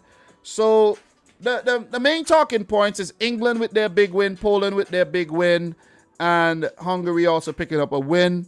But it's between England and Poland, the final match day, where they do have, England have a 26 goal difference and Poland has a 20 goal difference. And they're going to the final match day where England would have to lose badly to San Marino, and Poland would have to, you know, pick up a big victory against Hungary. The last time I checked, that's who they play. So, yeah, against Hungary at home. So, let's talk a bit about these games, and then we'll move on to the predictions for the groups that I haven't touched yet. And let's go. England 5. Albania 0. Very disappointing performance by England, I have to say. And the reason why I'm saying that it's a very disappointing performance is because they scored all 5 goals in the first half, and you come in the second half and you're playing around. You see what I'm saying? God damn, man. We're watching this thing for entertainment purposes, and you fail to entertain in the second half. Yeah, Harry Maguire in the 9th minute. Listen, Harry Maguire, you need to chill. Talking about he's celebrating like, yeah, and you've been awful for Man United. You need to chill. You're playing against Albania, for God's sake. You're expected to win. What are you celebrating? You see what I'm saying? And even if you didn't beat Albania, you expected to beat San Marino and get a better goal difference than freaking Poland anyways. So sit your ass down and go back in the defense and go earn some points for Man United. I don't know what's wrong with you. Anyways, good goal though. Good header. Good header. But the big talking point would be Harry Kane, man. 18th minute. He scored a perfect hat-trick in the game. I think that first one was a header, if I'm not mistaken. But they were all mostly tap-ins. But the third goal was a spectacular goal, though. That was actually a spectacular, brilliant goal. So he scored in the 18th, 33rd, and 45th minute. Perfect hat-trick. Jordan Henderson scored a very good goal. Very good individual goal for Jordan Henderson, though. That was brilliant. And England run to a 5-0 victory over Albania. I thought Albania would have put up a better fight, but they were awful, and they didn't even trouble England. They didn't. 5 shots, 4 on target. England 15 shots, 6 on target. But the main talking point for England would be the clash of heads between Stones and Reece James. No, I'm just joking though. But that was kind of scary, the scary moment. The thing about it, right? I have another discussion for you. And I've had this discussion over and over and over. Trent Alexander-Arnold versus Reece James. It seems as if Gareth Southgate agrees with me that Reece James is better than Trent Alexander-Arnold, because Reece James was chosen to be the wingback in the game, and this is a crucial game. This is a very crucial game where if England had lost the game, let's say 3-0, lost 3-0, or even they won 5-0, which put their goal difference up to a +6 above Poland. If England had lost the game, it means that England would have got surpassed by Poland, surely. You see what I'm saying? So it's a big game. It's an important game where Southgate says the player that I'm gonna go for is Reece James and not Trent Alexander-Arnold. Because with Reece James, you got more physicality, you got more speed, you got more defensive prowess, and he could give you the same thing that Trent Alexander-Arnold is going to give you in attack. And yes, I said it. Trent is good, but Reece James is very good too in attack. Very good. Trent, I think, does have a slight edge in terms of his dead ball ability. But Reece James is very good too. He's very good. So the fact that Southgate goes in for Reece James ahead of Trent Alexander-Arnold, and Trent only gets some minutes off the bench, it speaks volume of where Southgate rates Reece James and where he rates Trent Alexander-Arnold. And I know Liverpool fans are gonna say, "Who, Dom? You're sick in the head. You're sick in the head, Dom. What are you talking about? Oh, Trent is the best right back in the world. If you're the best right back in the world, why are you not starting for your country? Why? Why are you not starting? Why are you getting left on the bench? Why are you even getting left out of some of the squads? Please explain to me why, and why. He ain't the best right back in the world. He's not. Anyways, I rest my case. Because Gareth Southgate is held in the highest of regards in terms of English football, where he's been put in charge to manage the England national team, and he goes with Reece James. So why am I arguing with Liverpool fans about this for? You see what I'm saying? And some Chelsea fans who, just don't want to admit, I don't know. Maybe they're trying to, I don't know. You see what I'm saying? Anyways, another talking point from the 11 or from the subs. Emil Smith-Rowe made his England national team debut. You got to give it to Emil Smith-Rowe, man. Big up to Emil Smith-Rowe. Phil Foden started the game. The boy Raheem Sterling, who's been linked to Barcelona, started the game. It seems like that's going to happen, though. It seems as if Raheem... Look! It seems as if Raheem the Dream Sterling is going to Barcelona. Sergio Aguero, who's a Man City legend, record goal scorer of all time, he went to Barcelona and he's come down with a heart ailment where they're now saying that he could, be forced to retire early. Seems like they're going to get another Man City replacement in Raheem Sterling, where Joan Laporta said off the record that, yeah, they're going to try to sign Sterling. Maybe on loan at first and a fee, maybe about £45 million in the summer. But Sterling might be going to Barcelona. All the best. All the best, Sterling. Because you've been goddamn awful for City lately. You've been good for England. All the best, Raheem. All the best. That's all I got to say. I do want you to leave, though. Just want to put it out there. Thank you. Thank you for your services. I'm going to keep it real. So, I'm going to keep it moving. Let's keep it moving. Let's keep it moving. Let us keep it moving, baby. So, yeah, man. Big up to England. They basically qualified for the World Cup already. The boy Jack Grealish came off the bench. Trent Alexander-Arnold, Tammy Abraham, Jude Bellingham, Emil Smith-Rowe with Bukayo Saka unused.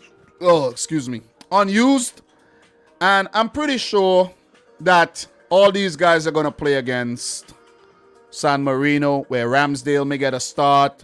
Saka, Cody, Mings, John Stone may even come off the bench. You see what I'm saying? Trent Alexander-Arnold will get a start against San Marino when it doesn't matter. Yeah. Anyways, we're going to keep it moving, man. Let me stop. Let me behave myself. So, I've touched on England slapping up Albania, right? So, we're going to move on to the next game in this group. I thought I was done with the group, but I wasn't. Hungary 4, San Marino 0. Dominic Szoboszlai in the 6th minute and the 83rd minute. Daniel Gajdag in the 22nd minute. And Balint Vekce in the 88th minute. So, congratulations to Hungary, who's been a very controversial team these days. You know what I'm saying? Very, very controversial team these days, I'm telling you. And there's been some news that a Hungarian player has been linked with a move to Chelsea, right? You know what I mean? And Shalai, one of the Shalais, I can't even remember how you spell his freaking name. Salai? Roland Salai? Or I don't even know which one of them. One of them's been linked with a move to Chelsea, though. It's probably the Jalai guy. Jalai. Shalai. There's a couple of them too, though. There's like two Shalais and one Salai. Enlighten me, guys. Who is it? Who is it? Zalai or Zalai? Which one? Which one, man? We'll talk about that another time when I locate it. But good win for Hungary. Expected win as well. And also an expected win for Poland over Andorra, where Andorra went down to 10 men in the first minute. Ricard Betrui got sent off in the first minute. And Arkadiusz, well, Robert Lewandowski in the 5th. Kamil Jauziak in the 11th. Arkadiusz Milik in the 45th. And Lewandowski again in the 73rd. Mark Vales did score for the... Well, he did score for Andorra in the 41st minute. So, expected win for Poland. Expected win. Well, not, you know what I mean? Yeah. And what's going to happen, guys, in this group? England's going to destroy San Marino with their backup brigade, right? On the road. We'll travel to San Marino. Oh, man, baby, I just came in from San Marino. Oh, awesome. See what I mean? I ticked it off the bucket list. I went to San Marino. Albania will play Andorra, where they most likely will beat them. And Hungary will play against Poland, where it doesn't even matter what happens. But Poland would go out there and try to destroy Hungary, but might not actually happen. It might backfire. So, but it's good to win just in case England messes up against San Marino. You never ever know, man. That would be one of the biggest upsets of all time. But expect a team like England to pull it off, though. You remember Euro 16? You remember?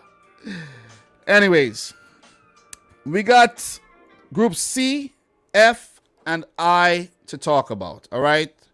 Group C, F, and I. I got my notes here. And I got all my predictions for you. So big up to everybody in here. So, Thriller, that's Dom. That's a fire Federation Royale Moroccan de football top. I'm telling you, man. Nice. Fire, man. When I saw this, I was like, I gotta get me this top for sure. For sure, for sure. The thing about these tops, I could actually buy them and put them away for the next 20 years and then sell them on for a lot later. But I want to wear them, man. You see what I'm saying? I don't know if I'm going to live to see 20 years. So, I don't know. I'm going to wear them. So, we got games coming up in Group D. Bosnia, Finland, France, Kazakhstan.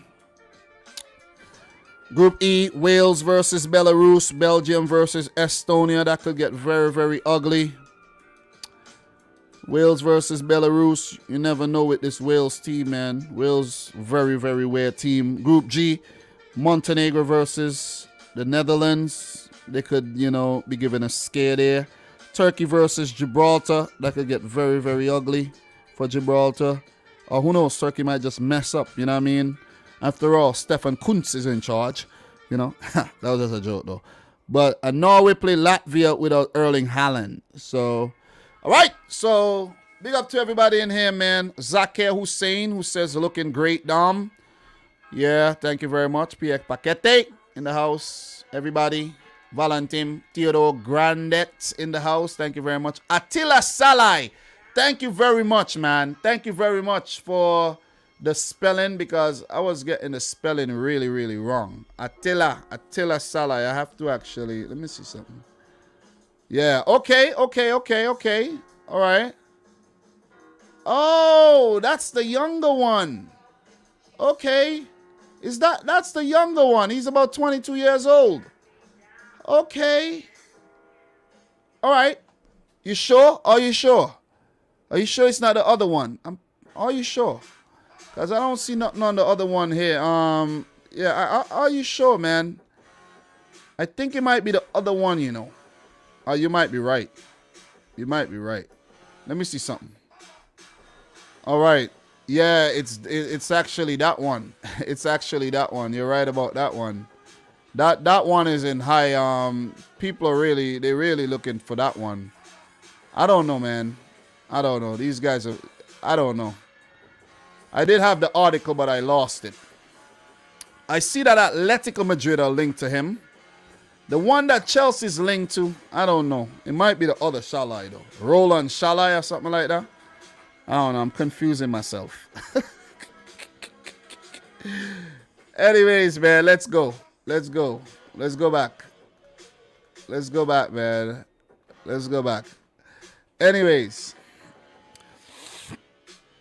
Ah, man. What you could tell us about Ugbo? How good is he? I don't know the kid. Don't know him. Don't know him. If I don't know something, I'll let you know I don't know. I don't know that person. I know it's a new call-up to the Canadian national team, but I don't know him. That's all I know. That is all I know. I think he plays in another league, not the Premier League, so the Premier League is the league I watch. So let's predict these groups. Let's predict. I did go in depth yesterday on these groups, so you could refer to yesterday's video as well. Let's go, man. Group D. France on top of the group with 2 matches left to play. Ukraine won't be playing tomorrow. They only have 1 game. And it could be a situation where, you know what I mean, Ukraine dropped to 3rd according to what goes on in the match tomorrow between Bosnia and Finland. That's an early game. So, look. Look. I have a lot of things to talk about, guys. But I also have to go to Walmart with my wife. So I want to do that. I have to go to the bank as well, deposit some cash. You know what I mean? Got my mortgage to pay for one thing. You know what I mean? You know what I'm saying? Got to deposit some cash in this specific account and things like that. I have a lot to do, but all I've been doing is World Cup qualifiers, man. So if you guys have not liked the video, make sure you like the video. I've been putting in a lot of effort. We need 10 more thumbs up to get to 50. Smash up the thumbs up button, man. It's the least you could do. So France, Ukraine, Finland, Bosnia, all still alive. Very, very tight in this group. The game coming up tomorrow between Bosnia and Finland. Very high-stake game. I think that this game is going to end in a 1-1 draw. I'm going for a 1-1 draw for this one, right? 1-1 draw. The first game, a 2-2 draw. I'm going for a 1-1 draw. And I didn't use the first results to determine the second one, just so you know. So I'm going for a 1-1 draw here between Bosnia and Finland. And if that is to happen, Bosnia would go up to 8 points. Finland would go up to 9 points. And Finland would remain in 3rd. Ukraine would remain 2nd on goal difference. And Bosnia would remain 4th. And they won't be out of it yet. They would go on to the final match day where they could still get into the playoffs. Or, yeah, the playoffs. Pretty much playoffs. Because they could only get a maximum of 13 points. And they would need France to lose both their games. Or draw 1 and lose 1. And Bosnia surpass them on goal difference, which they could do with France having this horrendous goal difference. France has been horrible, though, with 3 draws. Never mind the 3 wins. You join 3 times in this group. That's not good enough for the world champions. And the reigning UEFA Nations League champions as well. So, look. 1-1. I'm going for 1-1, guys. If you have predictions, drop it in the chat. 1-1. The game between France and Kazakhstan. I'm going for France to beat Kazakhstan 2-0. Yeah, I'm going for 2-0. They did beat them 2-0 earlier. I'm going for another 2-0 victory. Didier Deschamps and his boys are going to get over the hurdle pretty easy. You know what I'm saying? It's not going to be... I don't think they're going to blow Kazakhstan out the park, but it's going to be a comfortable 2-0 win, in my opinion. So, with that happening, France will go up to 15 points, and that would pretty much seal their World Cup place if they win the game against Kazakhstan tomorrow.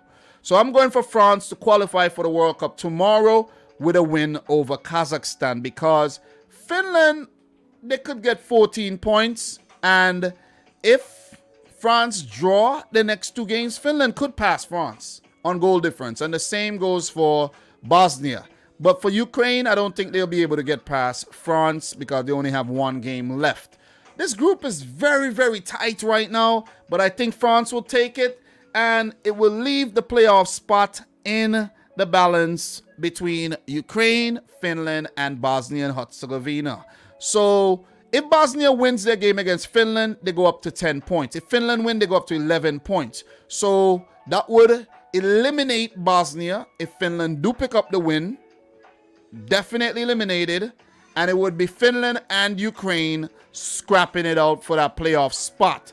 So with that said, what happens after tomorrow's games? Finland will play France. They would have the harder of the two fixtures. But there's a situation where Bosnia and Ukraine would have to scrap it out for the playoff spot, and winner takes that playoff spot. It's very tough, but the ball is in Bosnia's court. Like literally, they would be at home, and it would be in their favor to actually pick up a win.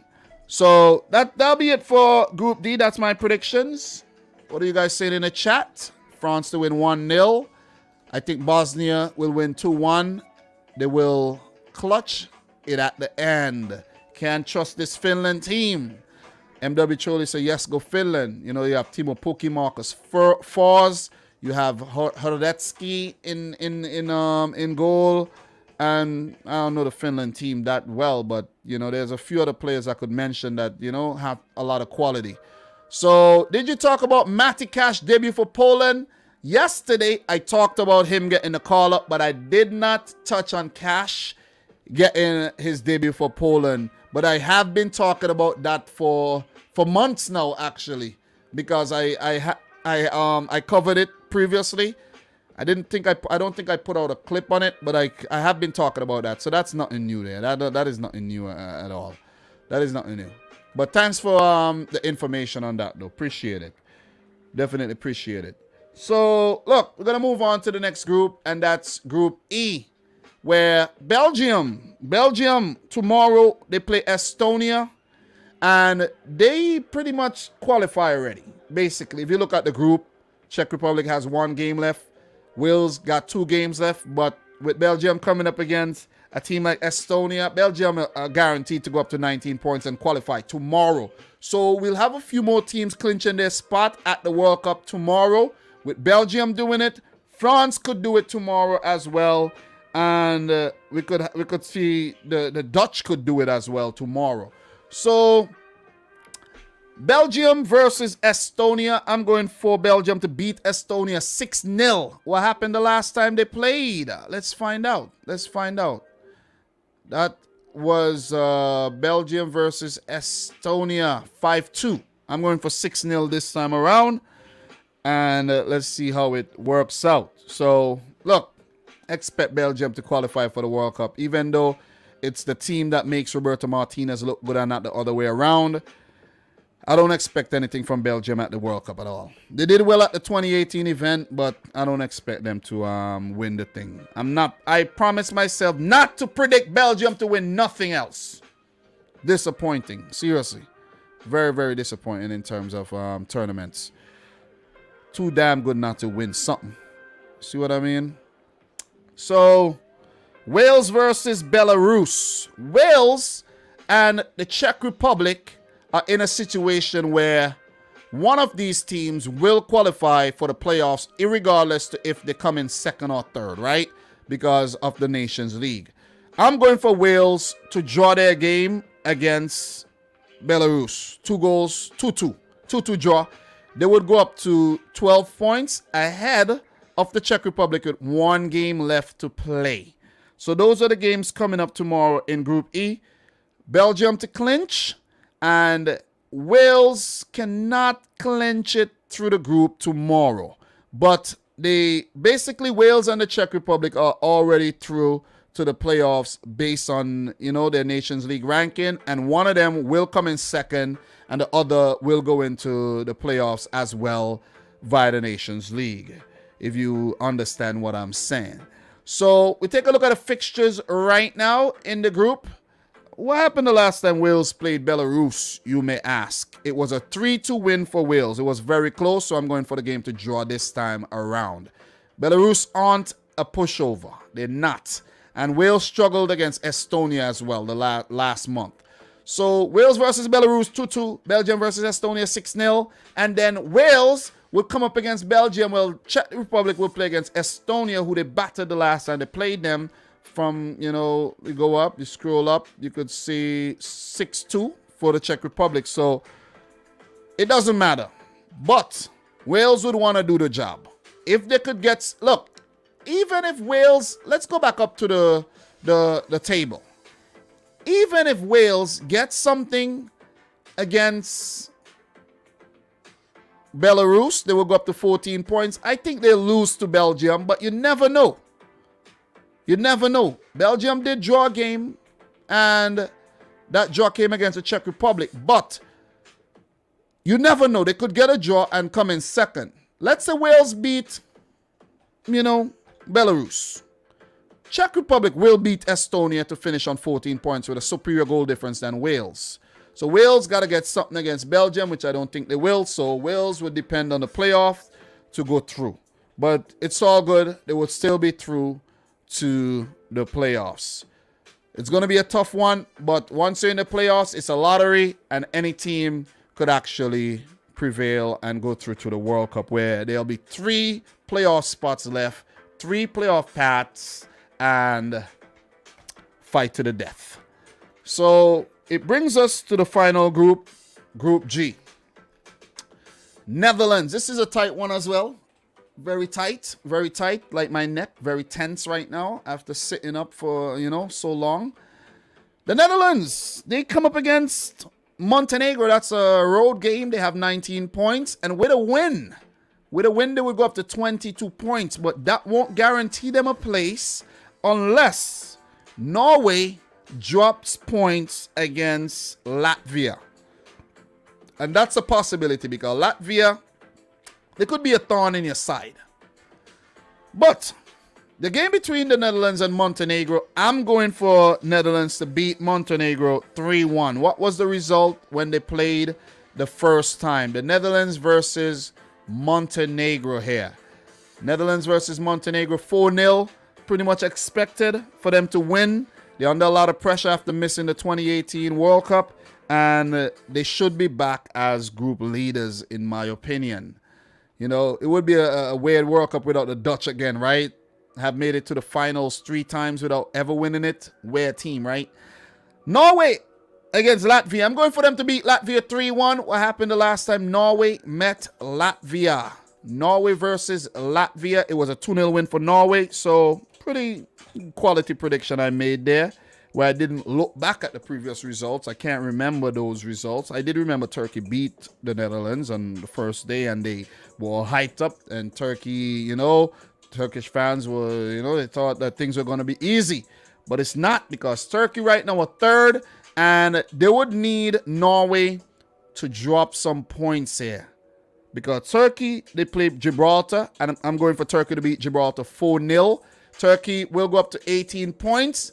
And if Norway drops points, according to how big Turkey, you know, of a victory Turkey get over Gibraltar, they could surpass Norway on goal difference, right? Could surpass, Norway got to win their game. But even if Norway wins their game, Turkey got to win as well to stay in contention until the final match day. If the Netherlands fail to beat Montenegro and draw their game, it would be a very, very close fight. And you take a look at the final match days here. That's coming up after tomorrow's matches. Gibraltar play Latvia, Montenegro play Turkey, and the Netherlands play Norway, where if the Netherlands fail to beat Montenegro and Norway beat Latvia, this game will be a big final come next Tuesday. So it's going to be down to the wire for all these teams. And I'm loving it. I'm absolutely loving the way things have worked out. Look, yesterday we had Group H. I did talk about Group H. It's between Russia and Croatia for the final, you know, 2 spots. 1 direct, 1 to the playoffs. Croatia hosts. Croatia, you know, they have the advantage, but, you know, I'm going for Russia to get something from the game. But maybe Croatia would get the win. Group I, we touched on that already. And Group J. Yesterday, I actually did not talk about the Germany game. I don't know why I forgot it. It's because they qualified already. But Germany beat Liechtenstein 9-0 yesterday. 9-0. And just to give you guys a visual here of what happened in the groups yesterday, I didn't talk about this game. This is the only game I didn't touch on. I touched on the Macedonia game. It was a 0-0 between Iceland and Romania. And I think that's what threw me off. And I failed to mention the goal scorers in the Germany game. Ilkay Gundogan, 11th minute from the penalty spot. Daniel Kaufmann, own goal in the 20th minute. Leroy Sané in the 22nd and 49th. Marco Reus in the 23rd. Thomas Muller in the 76th and 86th. Riddle Baku in the 80th. And Maximilian Gopel, and another own goal in the 89th minute. 9-0. 9-0. There was also a red card. Jens Hofer sent off in the 9th minute. So this is absolutely ridiculous. Let me just share this with you really quick. I've never seen anything like this. I've never seen stats like this. Never seen stats like this. 42 shots at goal. This is absolutely ridiculous. 23 on target. Wow. What a one-sided game. 82% of the ball. Wow. Liechtenstein were just mere spectators in this game. This is absolutely ridiculous. Hansi Flick, bro. I saw a meme where they said Hansi Flick on 1 goal. Straight face. Hansi Flick. 5 goals. Straight face. Flick. 7 goals. Same face. 9 goals. Same face. The boy Flick means business. He means business. This is absolutely ridiculous. 9-0. 9. But let's see what Germany does at the World Cup, as they have qualified already. But the fact that they qualified already, right?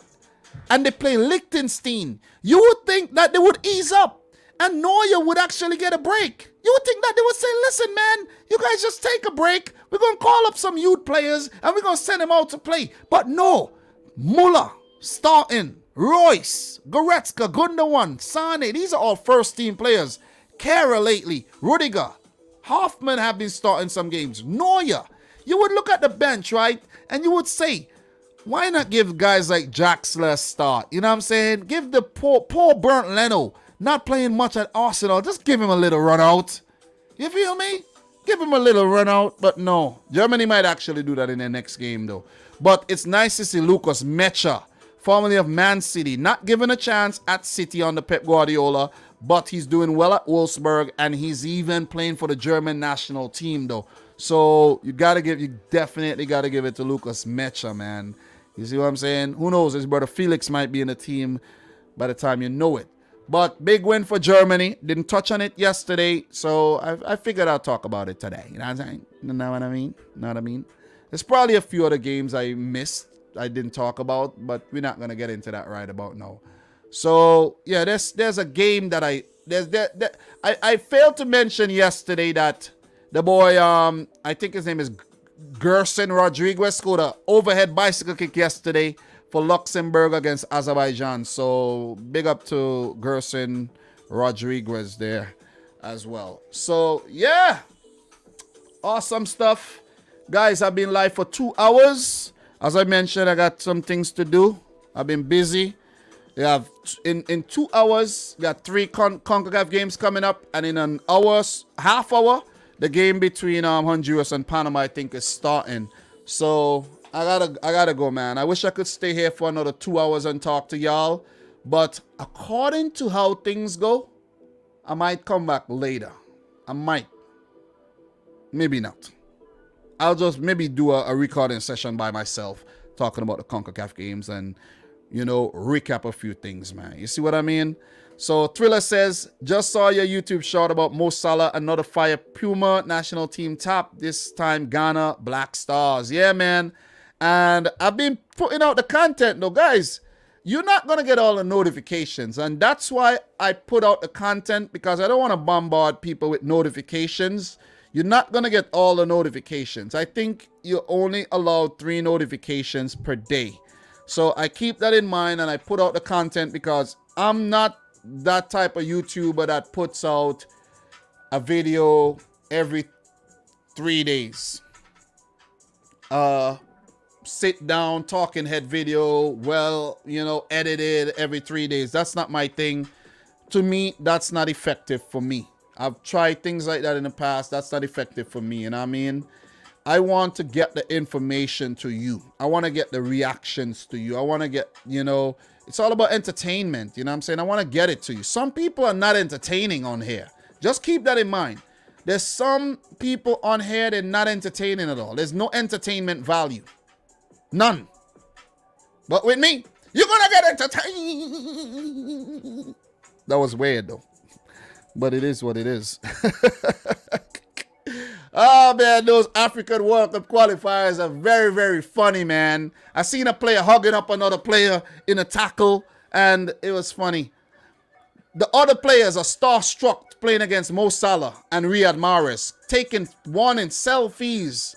Selfies at the end of the game. The coaches and things like that. Some crazy decisions, man. You know, no VAR and all. So, yeah, man, Africa is wild.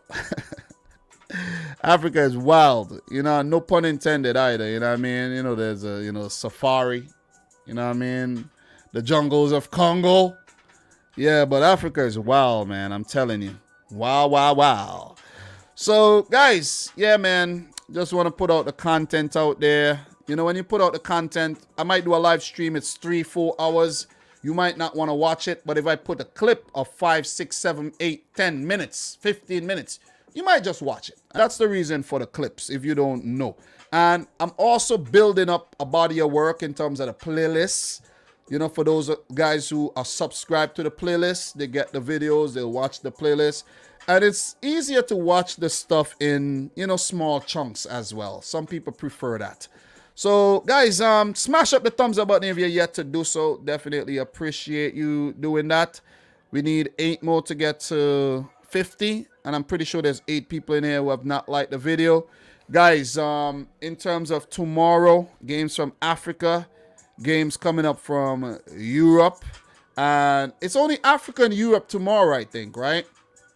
No CONMEBOL games, no Concacaf games, and no games from Asia. So only Europe and Africa. So tomorrow, what I'm going to do for you tomorrow, I'm going to put together a different type of package tomorrow where I'll have a lot more articles to share with you. But for the last two live streams, no articles, nothing. The articles be taking forever and I ain't got the time, right? So the fact that the games will be finishing earlier tomorrow, 5 o'clock, I'll schedule the live stream a bit later so I could have time to do whatever I have to do. You see what I'm saying? If I have things to do, like, for example, I got to change the oil on my damn Acura and I haven't done it yet, and I need to get that done. So tomorrow, live stream, I think I might push it back a bit later. You might see some videos of me reacting to teams qualifying for the World Cup and things like that. But I'm going to push back the live stream so I could chill and maybe go for 4 hours. You like those, right? And cover as many things as we could cover. So, guys, from your boy Dominic Rich, thanks for watching. Don't forget today's stream is brought to you by the lovely folks over at manscaped.com. The best in below the waist grooming. Use the coupon code Dominic Rich to get yourself 20% off. Trust me, your balls will thank you. Shipping free worldwide. Yo, Thriller, did you get your package, bro? Did you get your package? Did you get the package for your package? Did you get it? I know you said the post office mixed it up. Did you end up getting the package? Let me know if you get the package, though. Before we go.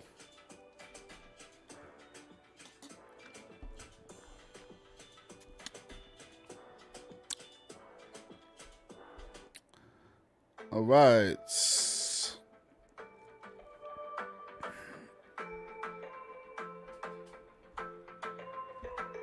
All right, so Thriller got the package, man. Good. I'm happy you got the package. All right, so guys, friend boy, until next time, peace out. Rich squad. Argentina still leading Uruguay by a goal to 0. Let's see how that one ends. But yeah, I'm about to get out of here though. Peace.